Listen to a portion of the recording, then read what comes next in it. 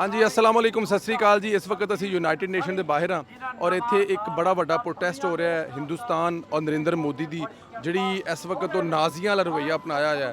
खालिस्तान तहरीक के रूह अफजा डॉक्टर साहब साडे नाल ने, इन्हां नाल गल भी करांगे, पूछांगे जी। डॉक्टर साहब तुहाडा बहुत शुक्रिया, धन्यवाद, तुसीं टाइम दिता जी पहले तो। बहुत नवाजिश, बहुत मेहरबानी। अच्छा डॉक्टर साहब जरा यह दसोगे कि जिहड़ा अज दा प्रोटेस्ट है किस चीज़ के बारे में, की तुहाडीआं डिमांडां ने?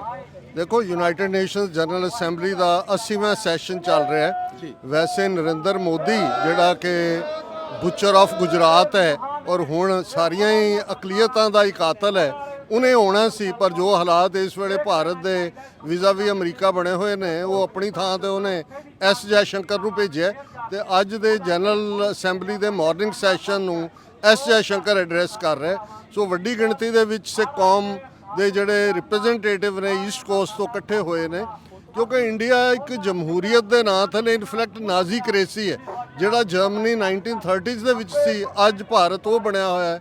78 ਸਾਲ ਪਹਿਲਾਂ 1947 ਚ ਸਿੱਖ ਲੀਡਰਾਂ ਨੇ ਜਿਹੜੇ ਇਹਨਾਂ ਦੇ ਜਾਲ 'ਚ ਫਸ ਗਏ ਗਾਂਧੀ ਨਹਿਰੂ ਦੇ, ਆਪਣੇ ਆਜ਼ਾਦ ਮੁਲਕ ਦੀ ਆਪਸ਼ਨ ਛੱਡ ਕੇ ਇੰਡੀਆ ਨੂੰ ਜੁਆਇਨ ਕੀਤਾ ਸੀ। ਪਰ 37 ਸਾਲ ਬਾਅਦ ਹੀ 47 ਤੋਂ ਜਦੋਂ ਦਰਬਾਰ ਸਾਹਿਬ ਤੇ ਟੈਂਕਾਂ ਤੋਪਾਂ ਨਾਲ ਹਮਲਾ ਕੀਤਾ, ਸਿੱਖ ਕੌਮ ਨੂੰ ਲੀਡਰ ਇਹ ਰਿਅਲਾਈਜ਼ ਹੋਇਆ ਕਿ ਸਾਡੀ ਲੀਡਰਸ਼ਿਪ ਨੇ ਬਹੁਤ ਵੱਡਾ ਬਲੰਡਰ ਕੀਤਾ ਤੇ ਜੂਨ 84 ਤੋਂ ਬਾਅਦ ਸਿੱਖਾਂ ਨੇ ਆਪਣਾ ਆਜ਼ਾਦ ਮੁਲਕ ਖਾਲਿਸਤਾਨ ਇਸ ਦਾ ਮੁਤਾਲਬਾ ਕੀਤਾ ਔਰ ਪੰਜਾਬ ਦੇ ਵਿੱਚ 1.5 ਲੱਖ ਤੋਂ ਜ਼ਿਆਦਾ ਸਿੱਖ ਨੌਜਵਾਨ ਇਹਨਾਂ 4 ਦਹਾਈਆਂ 'ਚ ਮਾਰੇ ਗਏ ਨੇ। ਔਰ ਹੁਣ ਪਿਛਲੇ 2 ਸਾਲ 'ਚ ਅਸੀਂ ਦੇਖਿਆ ਕਿ ਇੰਡੀਆ ਨੇ ਟਰਾਂਸਨੈਸ਼ਨਲ ਰਿਪਰੈਸ਼ਨ ਦਾ ਸਹਾਰਾ ਲੈਂਦਿਆਂ 7 ਮਈ 2023 ਨੂੰ ਪਰਮਜੀਤ ਸਿੰਘ ਪੰਜਵੜ ਨੂੰ ਲਾਹੌਰ 'ਚ ਸ਼ਹੀਦ ਕੀਤਾ, 15 ਜੂਨ 2023 ਨੂੰ ਬਰਮਿੰਗਮ ਯੂਕੇ 'ਚ ਅਵਤਾਰ ਸਿੰਘ ਖੰਡੇ ਦਾ ਮਰਡਰ ਕੀਤਾ ਤੇ 18 ਜੂਨ 2023 ਨੂੰ ਸਰੀ ਬ੍ਰਿਟਿਸ਼ ਕੋਲੰਬੀਆ 'ਚ ਹਰਦੀਪ ਸਿੰਘ ਨਿੱਜਰ ਦਾ ਕੋਲਡ ਬਲੱਡਡ ਮਰਡਰ ਕੀਤਾ ਗਿਆ। ਔਰ ਅਮਰੀਕਾ 'ਚ ਵੀ ਉਹ ਇਹੀ ਖੇਡ ਖੇਡਣ ਜਾ ਰਹੇ ਸੀ ਜਿਸ ਨੂੰ ਅਮਰੀਕਨ ਏਜੰਸੀਆਂ ਦੀ ਮੁਸਤੈਦੀ ਨੇ ਨਾਕਾਮ ਕੀਤਾ, ਗੁਰਪਤਵੰਤ ਸਿੰਘ ਪੰਨੂ ਮਰਡਰ ਪਲਾਟ। ਔਰ ਉਸ ਕਰਕੇ ਇਸ ਵੇਲੇ India as a rock state ਦੁਨੀਆ 'ਚ ਐਕਸਪੋਜ਼ਡ ਵੀ ਹੈ ਔਰ ਸਿੱਖਾਂ ਦਾ ਮੁੱਦਾ ਖਾਲਿਸਤਾਨ ਦਾ ਜਿਹੜਾ ਇਸ ਵੇਲੇ ਇੰਟਰਨੈਸ਼ਨਲ ਰਡਾਰ ਸਕਰੀਨ ਤੇ ਹੈ। ਦੁਨੀਆ ਦੀਆਂ ਵੱਡੀਆਂ ਤਾਕਤਾਂ ਖਾਸ ਤੌਰ ਤੇ ਅਮਰੀਕਾ ਇਸ ਸਿੰਪਥੀ ਨਾਲ ਦੇਖ ਰਹੇ ਨੇ ਔਰ ਅਸੀਂ ਹੋਪ ਕਰਦੇ ਕਿ ਉਹ ਦਿਨ ਬਹੁਤਾ ਦੂਰ ਨਹੀਂ ਜਦੋਂ ਦਰਿਆਏ ਜਮਨਾ ਤੋਂ ਵਾਘਾ ਤੱਕ ਇੰਡੀਪੈਂਡੈਂਟ ਸੋਵਰਨ ਨੇਸ਼ਨ ਖਾਲਿਸਤਾਨ ਇੱਕ ਰਿਐਲਿਟੀ ਹੋਏਗਾ ਔਰ ਪਾਕਿਸਤਾਨ ਸਾਡਾ ਹਮਸਾਇਆ ਮੁਲਕ ਔਰ ਅਸੀਂ ਦੋਵੇਂ ਪੰਜਾਬਾਂ ਦੀਆਂ ਸਾਂਝਾਂ, ਸਾਡੇ ਦਿਲਾਂ ਦੀ ਧੜਕਣ ਇੱਕ, ਤਹਿਜ਼ੀਬ ਇੱਕ ਔਰ ਸਾਡਾ ਦੁਸ਼ਮਣ ਇੱਕ। ਪੰਜਾਬ ਵੀ ਆਜ਼ਾਦ ਹੋਏਗਾ, ਕਸ਼ਮੀਰ ਵੀ ਆਜ਼ਾਦ ਹੋਏਗਾ, ਨਾਗਾਲੈਂਡ ਵੀ ਆਜ਼ਾਦ ਹੋਏਗਾ ਔਰ ਹੁਣ ਈਵਨ ਲੱਦਾਖ ਦੇ ਪੀਸਫੁਲ ਬੁੱਧਿਸਟ ਜਿਨ੍ਹਾਂ ਦੇ ਨਾਲ ਵੀ ਵੱਡਾ ਧੋਖਾ ਹੋਇਆ, ਉਹਨਾਂ ਨੂੰ ਜੰਮੂ ਕਸ਼ਮੀਰ ਤੋਂ ਤੋੜਿਆ ਗਿਆ, ਯੂਨੀਅਨ ਟੈਰੀਟਰੀ ਬਣਾਇਆ ਗਿਆ, ਪਰ ਅੱਜ ਉਹਨਾਂ ਨੂੰ ਦਹਿਸ਼ਤਗਰਦ ਦੱਸ ਕੇ ਉਹਨਾਂ ਦੇ ਸੋਨਮ ਵਨਗਾਂ ਜਿਹੜਾ ਲੀਡਰ ਹੈ ਉਹਨੂੰ ਉਹਦੇ ਉੱਤੇ NSA ਲਾ ਕੇ ਉਹਨੂੰ ਜੋਧਪੁਰ ਭੇਜਿਆ ਗਿਆ। 4 ਯੰਗਸਟਰਸ ਨੂੰ ਮਾਰਿਆ ਗਿਆ, 100 ਤੋਂ ਜ਼ਿਆਦਾ ਜ਼ਖਮੀ ਨੇ ਔਰ ਲੱਦਾਖ ਨੂੰ ਉਹਨਾਂ ਨੇ ਇੱਕ ਕਿਲਿੰਗ ਗਰਾਊਂਡ ਬਣਾ ਕੇ ਰੱਖ ਦਿੱਤਾ ਹੈ। ਇਹ ਗੱਲ ਆਪਣੇ ਆਪ 'ਚ ਇਸ ਗੱਲ ਦਾ ਸਬੂਤ ਹੈ ਕਿ ਇੰਡੀਆ ਡੈਮੋਕ੍ਰੇਸੀ ਨਹੀਂ ਹੈ, ਇਹ ਇਨਫੈਕਟ ਨਾਜ਼ੀ ਕਰੇਸੀ ਹੈ ਔਰ ਇਹ ਜ਼ੁਲਮ ਦਾ ਸਹਾਰਾ ਲੈ ਕੇ ਲੋਕਾਂ ਦੀਆਂ ਜਿਹੜੀਆਂ ਐਸਪੀਰੇਸ਼ਨਸ ਨੇ, ਜਿਹੜਾ ਹੱਕ UN ਚਾਰਟਰ ਦਿੰਦਾ ਰਾਈਟ ਆਫ ਸੈਲਫ ਡਿਟਰਮੀਨੇਸ਼ਨ, ਉਸ ਨੂੰ ਕੁਚਲ ਰਹੇ ਨੇ। ਤੁਸੀਂ ਇਹ ਬੜੀ ਚੰਗੀ ਗੱਲ ਕਰ ਰਹੇ ਹੋ ਕਿ ਤੁਸੀਂ ਖਾਲਿਸਤਾਨ ਦੇ ਨਾਲ ਕਸ਼ਮੀਰ ਦੀ ਗੱਲ ਕਰ ਰਹੇ ਹੋ। ਇੰਡੀਆ ਦੇ ਵਿੱਚ ਜਿਹੜੇ ਦੂਸਰੇ ਇਲਾਕਿਆਂ ਦੇ ਵਿੱਚ ਜ਼ਾਹਿਰ ਹੈ ਇਸ ਵਕਤ ਇਹ ਕਹਿਣਾ ਨਹੀਂ ਚਾਹੀਦਾ, ਲੇਕਿਨ ਕਿਉਂਕਿ ਜ਼ਾਹਿਰ ਹੈ ਮੋਦੀ ਇੱਕ ਹਿੰਦੂਇਜ਼ਮ ਨੂੰ ਲੈ ਕੇ ਚੱਲ ਰਿਹਾ ਔਰ ਉਹ ਕਹਿ ਰਿਹਾ ਕਿ ਸਿਰਫ ਜਿਹੜਾ ਹਿੰਦੁਸਤਾਨ ਹੈ ਉਹ ਸਿਰਫ ਹਿੰਦੂਆਂ ਦਾ, ਬਾਕੀ ਤੇ ਰਹਿਣ ਦੇ ਕਿਸੇ ਦਾ ਹੱਕ ਹੀ ਨਹੀਂ ਹੈਗਾ। ਲੱਦਾਖ ਦੀ ਤੁਸੀਂ ਗੱਲ ਕੀਤੀ ਹੈ, ਦੂਸਰੇ ਇਲਾਕਿਆਂ ਦੀ ਗੱਲ ਕੀਤੀ, ਦੁਨੀਆ ਤੁਹਾਨੂੰ ਕਿਵੇਂ ਵੇਖਦੀ ਹੈ? ਵੈਸੇ ਤੁਹਾਡੇ ਕੈਨੇਡਾ ਦੇ ਵਿੱਚ ਅਸੀਂ ਵੇਖਦੇ ਹਾਂ ਵੱਡੇ ਪ੍ਰੋਟੈਸਟ ਹੁੰਦੇ ਆ, ਤੁਹਾਡੇ ਆਸਟ੍ਰੇਲੀਆ ਦੇ ਵਿੱਚ ਵੱਡੇ ਅਸੀਂ ਯੂਰਪ ਤੋਂ ਆਏ ਹਾਂ, ਯੂਰਪ ਦੇ ਵਿੱਚ ਤੁਹਾਡੇ ਵੱਡੇ ਪ੍ਰੋਟੈਸਟ। ਦੁਨੀਆ ਦੀਆਂ ਜਿਹੜੇ ਦੂਜੇ ਮੁਲਕਾਂ ਦੇ ਸਰਬਰਾਹਾਨ ਨੇ, ਦੂਜੀਆਂ ਤਾਕਤਾਂ ਨੇ, ਉਹਨਾਂ ਨਾਲ ਤੁਸੀਂ ਕਿਵੇਂ ਰਾਬਤੇ 'ਚ ਹੋ? ਦੇਖੋ, ਇਸ ਵੇਲੇ 5 ਮਿਲੀਅਨ ਸਿੱਖ 50 ਲੱਖ ਤੋਂ ਜ਼ਿਆਦਾ ਡਾਇਸਪੋਰਾ 'ਚ ਨੇ। 1 ਮਿਲੀਅਨ UK 'ਚ ਹੈ, 1 ਮਿਲੀਅਨ ਕੈਨੇਡਾ 'ਚ ਹੈ, 1 ਮਿਲੀਅਨ USA 'ਚ ਹੈ ਔਰ ਬਾਕੀ ਯੂਰਪ ਦੇ ਦੂਸਰੇ ਔਰ ਥਾਈਲੈਂਡ, ਮਲੇਸ਼ੀਆ ਦੇ ਵਿੱਚ 200 ਤੋਂ ਜ਼ਿਆਦਾ ਗੁਰਦੁਆਰੇ ਨੇ। ਸੋ ਜਿਹੜਾ 50 ਲੱਖ ਸਿੱਖ ਹੈ ਉਹਨੇ ਖਾਲਿਸਤਾਨ ਦੇ ਮੁੱਦੇ ਨੂੰ ਸੈਂਟਰਲ ਫੋਕਸ ਬਣਾਇਆ ਔਰ ਤੁਸੀਂ ਦੇਖਿਆ ਹੋਏਗਾ ਕਿ ਪਿਛਲੇ 3 ਸਾਲਾਂ 'ਚ ਇਹ ਪੰਜੋਂ ਹੀ ਜਿਹੜੀਆਂ 5 ਵਾਈਜ਼ ਕੰਟਰੀਜ਼ ਨੇ, ਅਮਰੀਕਾ, ਕੈਨੇਡਾ, ਨਿਊਜ਼ੀਲੈਂਡ, ਆਸਟ੍ਰੇਲੀਆ ਔਰ UK, ਉਹਨਾਂ ਦੇ ਵਿੱਚ ਖਾਲਿਸਤਾਨ ਰੈਫਰੈਂਡਮ ਹੋਇਆ। ਹਜ਼ਾਰਾਂ ਦੀ ਗਿਣਤੀ ਦੇ ਵਿੱਚ ਸਿੱਖ ਬਾਹਰ ਨਿਕਲੇ ਨੇ ਔਰ ਜਿਹੜੀਆਂ ਇਹ ਬਾਹਰਲੀਆਂ ਤਾਕਤਾਂ ਨੇ, ਜਿਵੇਂ ਮੈਂ ਦੱਸਦੇ ਹਾਂ ਕਿ ਅਮਰੀਕਾ 'ਚ 50 ਤੋਂ ਜ਼ਿਆਦਾ ਕਾਂਗਰਸਮੈਨ ਸਿੱਖ ਕਾਕਸ ਦਾ ਹਿੱਸਾ ਨੇ। US ਕਾਂਗਰਸ ਦੇ ਵਿੱਚ ਸਿੱਖ ਕਾਕਸ 50 ਤੋਂ ਜ਼ਿਆਦਾ 50 ਪਲੱਸ, ਔਰ ਇਹ 5-6 ਸਾਲ ਤੋਂ ਸਿੱਖ ਕਾਕਸ ਸਿੱਖਾਂ ਦੇ ਹੱਕਾਂ ਦੀ ਗੱਲ ਕਰਦੀ ਹੈ। ਔਰ ਇਹ ਜਿਹੜੀ ਆਪਣੇ ਆਪ ਦੇ ਵਿੱਚ ਇਸ ਵੇਲੇ ਇੰਡੀਪੈਂਡੈਂਟ ਮਾਈਂਡਡ, ਔਰ ਤੁਹਾਨੂੰ ਪਤਾ ਸ਼ਾਇਦ ਨਾ ਹੋਏ ਕਿ ਕੈਲੀਫੋਰਨੀਆ ਦੇ ਵਿੱਚ ਜਿਹੜੀ ਇੱਕ Sikh assembly woman doctor Jasdeep Kaur ਹੈ, ਉਹਨੇ ਕੈਲੀਫੋਰਨੀਆ ਦੇ ਦੋਨੋਂ ਹਾਊਸ ਵਿੱਚ ਅਸੈਂਬਲੀ ਔਰ ਸੈਨੇਟ ਟਰਾਂਸਨੈਸ਼ਨਲ ਰਿਪਰੈਸ਼ਨ ਦੇ ਖਿਲਾਫ ਬਿੱਲ ਪਾਸ ਕਰਵਾਇਆ ਕਿ ਲਾ ਐਨਫੋਰਸਮੈਂਟ ਏਜੰਸੀਜ਼ ਨੂੰ ਜਿਹੜੀਆਂ ਇੰਡੀਅਨ ਏਜੰਸੀਜ਼ ਔਰ ਉਹਨਾਂ ਦੀਆਂ ਪ੍ਰੋਕਸੀਜ਼ ਇੱਥੇ ਵੀ ਇੰਟਰਫੀਅਰ ਕਰਦੇ ਨੇ, ਉਹਨਾਂ ਨੂੰ ਕਿਵੇਂ ਨੱਥ ਪਾਈ ਜਾਏ। ਸੋ ਪੋਲੀਟੀਕਲੀ ਕੈਨੇਡਾ ਦੇ ਵਿੱਚ ਤੁਸੀਂ ਦੇਖਿਆ ਜਸਟਿਨ ਟਰੂਡੋ ਨੇ ਕਿਵੇਂ ਖੁੱਲ੍ਹ ਕੇ ਕਿਹਾ ਵੀ ਇੰਡੀਆ ਨੇ ਟਰਾਂਸਨੈਸ਼ਨਲ ਰਿਪਰੈਸ਼ਨ ਕੀਤਾ ਹੈ। ਕੈਨੇਡਾ ਦੀ ਪਾਰਲੀਮੈਂਟ 'ਚ 19-20 ਸਿੱਖ ਪਾਰਲੀਮੈਂਟ ਮੈਂਬਰ ਪਾਰਲੀਮੈਂਟ ਨੇ, ਯੂਕੇ ਦੇ ਵਿੱਚ 12 ਜਾਂ 13 ਮੈਂਬਰ ਪਾਰਲੀਮੈਂਟ ਸਿੱਖ ਨੇ। ਸੋ ਪੋਲੀਟੀਕਲੀ ਇਸ ਵੇਲੇ ਸਿੱਖ ਮੂਵਮੈਂਟ ਨੂੰ ਬੇਸ਼ੱਕ ਭਾਰਤ ਨੇ ਪਿਛਲੇ 25-30 ਸਾਲ ਸਾਡੀ ਮੂਵਮੈਂਟ ਨੂੰ ਆਤੰਕਵਾਦ, ਅਲਗਾਵਵਾਦ, ਉਗਰਵਾਦ, ਪਾਕਿਸਤਾਨ ਦੀ ISI ਨਾਲ ਜੋੜਨ ਦਾ ਯਤਨ ਕੀਤਾ, ਪਰ ਹੁਣ ਤੁਸੀਂ even media coverage Bloomberg, Washington post, CNN ਔਰ ਇਹਨਾਂ ਸਾਰਿਆਂ ਨੂੰ ਦੇਖੋਗੇ, ਇਹ ਸਿੱਖ ਐਕਟਿਵਿਸਟ ਕਹਿਣਗੇ, ਖਾਲਿਸਤਾਨ ਐਕਟਿਵਿਸਟ ਕਹਿਣਗੇ। ਸੋ ਇਹ ਜਿਹੜਾ ਨੈਰੇਟਿਵ ਹੈ ਇਹ ਟੈਰਰਿਸਟ ਤੋਂ ਐਕਟਿਵਿਸਟ ਤੱਕ ਪਹੁੰਚ ਗਿਆ ਹੈ ਇੰਡੀਆ ਦੇ ਟਰਾਂਸਨੈਸ਼ਨਲ ਡਿਪਰੈਸ਼ਨ ਦੀ ਬਦੌਲਤ। ਔਰ ਅਸੀਂ ਹੋਪ ਕਰਦੇ ਹਾਂ ਕਿ 5 ਆਈਜ਼ ਕੰਟਰੀਜ਼ ਇਨ ਜਨਰਲ ਔਰ ਅਮਰੀਕਾ ਇਨ ਪਾਰਟਿਕੂਲਰ, ਜਿਸ ਅਮਰੀਕਾ ਦੇ ਟਰੰਪ ਨੇ ਮੋਦੀ ਨੂੰ ਆਪਣੇ ਗੋਡੇ ਥੱਲੇ ਧਰਿਆ ਹੋਇਆ, ਮੈਨੂੰ ਲੱਗਦਾ ਬਹੁਤ ਜਲਦੀ ਸਿੱਖ ਇਸ਼ੂ ਨੂੰ ਅਮਰੀਕਾ ਵੱਲੋਂ ਵੀ ਜਿਹੜਾ ਪਿੱਠ ਠੋਕੀ ਜਾਏਗੀ, ਜਿਵੇਂ ਪਾਕਿਸਤਾਨ ਦੇ ਨਾਲ all of a sudden U turn ਵਜਿਆ ਰਿਲੇਸ਼ਨਸ਼ਿਪ ਦੇ ਵਿੱਚ। ਔਰ ਇਹ ਮੇਰਾ ਖਿਆਲ ਹੈ ਵੀ ਅਮਰੀਕਾ ਦੇ ਵੀ ਇੰਟਰਸਟ 'ਚ ਹੈ, ਕਿਉਂਕਿ ਭਾਰਤ ਦੀਆਂ ਲਾਇਲਟੀਜ਼ ਰੂਸ ਦੇ ਨਾਲ ਰਹੀਆਂ ਨੇ ਪਹਿਲੇ ਦਿਨ ਤੋਂ। ਇਹ ਸੈਟੇਲਾਈਟ ਸਟੇਟ ਰਿਹਾ ਸੋਵੀਅਤ ਯੂਨੀਅਨ ਦਾ, ਉਹੀ ਕੰਮ ਹੁਣ ਕਰਦੇ ਨੇ। ਜਦੋਂ ਟਰੰਪ ਕਹਿੰਦਾ ਕਿ Ukraine war is Modi's war, they are funding their war machinery। So ਮੈਨੂੰ ਇਹ ਲੱਗਦਾ ਹੈ ਕਿ Pakistan as a security state ਜਿਹੜਾ ਜਿਸ ਨੂੰ ਅਮਰੀਕਾ ਨੇ ਰੈਕਗਨਾਈਜ਼ ਕੀਤਾ ਹੈ, ਤੇ ਦਰਿਆਏ ਜਮਨਾ ਤੋਂ ਵਾਘਾ ਤੱਕ independent sovereign nation Khalistan as a buffer state between ਦੀਸ three, ਇਹ ਜਮਨਾ ਪਾਰ ਜਾਣਗੇ ਜਿਹੜੇ ਗੰਗਾ ਜਮਨੀ ਤਹਿਜ਼ੀਬ ਵਾਲੇ ਨੇ। ਔਰ ਇਹ ਜਿਹੜਾ ਖਿੱਤਾ ਹੈ ਇਹਦੇ 'ਚ 8-10 ਵੱਖਰੇ ਮੁਲਕ ਬਣਨਗੇ, ਕਸ਼ਮੀਰ ਵੀ ਆਜ਼ਾਦ ਹੋਏਗਾ। ਔਰ ਮੈਂ ਦੱਸ ਰਿਹਾ, ਬਹੁਤ ਪਹਿਲਾਂ ਸਾਡੇ ਇੱਕ ਪਾਕਿਸਤਾਨੀ ਦੋਸਤ ਦਾਨਿਸ਼ਵਰ ਨੇ ਕਿਹਾ ਸੀ, road from Lahore to Srinagar goes via Amritsar, ਕਿ ਖਾਲਿਸਤਾਨ ਦੀ ਆਜ਼ਾਦੀ ਦੇ ਨਾਲ ਹੀ ਕਸ਼ਮੀਰ ਦੀ ਆਜ਼ਾਦੀ ਵੀ ਜੁੜੀ ਹੋਈ ਹੈ। ਅਸੀਂ ਜੀ ਕਿ ਡਾਕਟਰ ਸਾਹਿਬ 10 ਮਈ ਤੋਂ ਜਿਸ ਤਰੀਕੇ ਦੇ ਨਾਲ ਇੰਡੀਆ ਨੂੰ ਇੱਕ ਇਬਰਤਨਾਕ ਸ਼ਿਕਸਤ ਹੋਈ ਹੈ, ਉਸ ਚੀਜ਼ ਦਾ ਤੁਹਾਡੀ ਮੂਵਮੈਂਟ ਤੇ ਕੀ ਅਸਰ ਹੋਇਆ? ਇਹਦੇ 'ਚ ਐਡ ਕਰ ਲਓ। ਔਰ ਤੁਸੀਂ ਕੀ ਸਮਝਦੇ ਹੋ ਕਿ ਜਿਹੜੀ ਇਹ ਇਸ ਵਕਤ ਖਿੱਤੇ ਦੇ ਵਿੱਚ ਚੇਂਜ ਹੋਈ ਹੈ, ਹਿੰਦੁਸਤਾਨ ਜਿਹੜਾ ਹੈ ਉਹ ਨੇਪਾਲ ਤੋਂ ਲੈ ਕੇ ਬੰਗਲਾਦੇਸ਼ ਤੋਂ ਲੈ ਕੇ ਪਾਕਿਸਤਾਨ ਨੂੰ ਡਿਕਟੇਟ ਕਰਨ ਦੀ ਕੋਸ਼ਿਸ਼ ਕਰਦਾ ਸੀ, ਹੁਣ ਖਿੱਤੇ ਦੇ ਵਿੱਚ ਇੰਡੀਆ ਦਾ ਉਹ ਰੋਲ ਨਹੀਂ ਰਿਹਾ। ਨਜ਼ਰ ਆ ਰਿਹਾ ਕਿ ਅੱਜ ਮੋਦੀ ਖੁਦ ਨਹੀਂ ਆਇਆ, ਹਾਲਾਂਕਿ ਮੋਦੀ ਤੇ ਇੱਥੇ ਹਮੇਸ਼ਾ ਬੜੇ ਸ਼ੌਕ ਲਾਉਂਦਾ ਸੀ, ਲੇਕਿਨ ਨਹੀਂ ਆਇਆ। ਤੁਸੀਂ ਇਸ ਖਿੱਤੇ ਦੇ ਵਿੱਚ ਤਬਦੀਲੀ ਜਿਹੜੀ ਹੈ ਉਹ ਤੁਹਾਡੀ ਇਸ ਤਹਿਰੀਕ ਤੇ ਕਿੰਨਾ ਅਸਰਅੰਦਾਜ਼ ਹੋ ਸਕਦੀ ਹੈ? ਦੇਖੋ 7, 8, 9, 10 ਮਈ ਜਿਹੜੀ ਡਰੋਨ ਔਰ ਮਿਸਾਈਲ ਵਾਰਫੇਅਰ ਹੋਈ, ਇੰਡੀਆ ਨੇ ਫਾਲਸ ਫਲੈਗ ਆਪਰੇਸ਼ਨ ਕੀਤਾ ਪਹਿਲਗਾਮ 'ਚ, ਖੁਦ ਹੀ ਅਟੈਕ ਕਰਨ ਤੱਕ ਗਏ। ਮੈਂ ਸਮਝਦਾ ਜਿਹਨੂੰ ਪੰਜਾਬੀ 'ਚ ਕਹਿੰਦੇ ਨੇ ਅਰਸ਼ ਤੋਂ ਫਰਸ਼ ਤੇ ਸੁੱਟ ਦੇਣਾ। ਇੰਡੀਆ ਦੀ credibility as a military power ਵੀ ਪਾਕਿਸਤਾਨ ਦਾ ਉਭਾਰ ਹੋਇਆ। ਔਰ ਅਸੀਂ ਇਹ ਦੇਖਦੇ ਹਾਂ ਕਿ ਉਹ ਸਾਊਦੀ ਅਰੇਬੀਆ ਦੇ ਨਾਲ ਪੈਕਟ ਹੋਏ, ਇਸਲਾਮਿਕ ਵਰਲਡ 'ਚ ਹੋਏ, ਔਰ ਵਿਦਨ 4 ਵੀਕਸ ਪ੍ਰੈਜ਼ੀਡੈਂਟ ਟਰੰਪ ਨੇ ਫੀਲਡ ਮਾਰਸ਼ਲ ਆਸਮ ਮੁਨੀਰ ਨੂੰ ਸਪੈਸ਼ਲ ਲੰਚ ਦੇ ਉੱਤੇ ਸੱਦਿਆ। ਸੋ ਮੈਂ ਸਮਝਦਾ ਵੀ ਭਾਰਤ ਦਾ ਕਮਜ਼ੋਰ ਹੋਣਾ ਇਹ ਸਾਡੀ ਮੂਵਮੈਂਟ ਨੂੰ ਇਹਨੇ ਸਟਰੈਂਥਨ ਕੀਤਾ ਹੈ। ਉਹ ਖਾਲਿਸਤਾਨ ਦੀ ਹੋਏ, ਕਸ਼ਮੀਰ ਦੀ ਹੋਏ, ਮਨੀਪੁਰ ਵਾਲੇ ਵੀ ਵਾਪਸ ਖਲੋ ਗਏ ਨੇ, ਤੇ ਹੁਣ ਤਾਂ ਲਦਾਖ ਵਾਲੇ ਜਿਹੜੇ ਬੁੱਧਮ ਸ਼ਰਣਮ ਗੱਛਾਮੀ ਕਹਿਣ ਵਾਲੇ ਸੀ, ਅਹਿੰਸਾ ਵਾਲੇ, ਉਹ ਵੀ ਖਲੋ ਗਏ ਨੇ। ਸੋ ਬਹੁਤ ਜਲਦੀ ਇਹ ਸਾਰੀਆਂ ਤਹਿਰੀਕਾਂ ਬਿਲਕੁਲ ਹੋਰ ਹਾਈਟ ਵੱਲ ਜਾਣਗੀਆਂ, ਔਰ ਭਾਰਤ ਦਾ ਹਸ਼ਰ ਉਹੀ ਹੋਏਗਾ ਜੋ ਸੋਵੀਅਤ ਯੂਨੀਅਨ ਦਾ ਹੋਇਆ, ਜੋ ਯੂਗੋਸਲਾਵੀਆ ਦਾ ਹੋਇਆ, ਕਿਉਂਕਿ ਉਹਨਾਂ ਵਾਂਗ ਇਹ ਵੀ ਇੱਕ ਆਰਟੀਫੀਸ਼ੀਅਲ ਯੂਨੀਅਨ ਹੈ।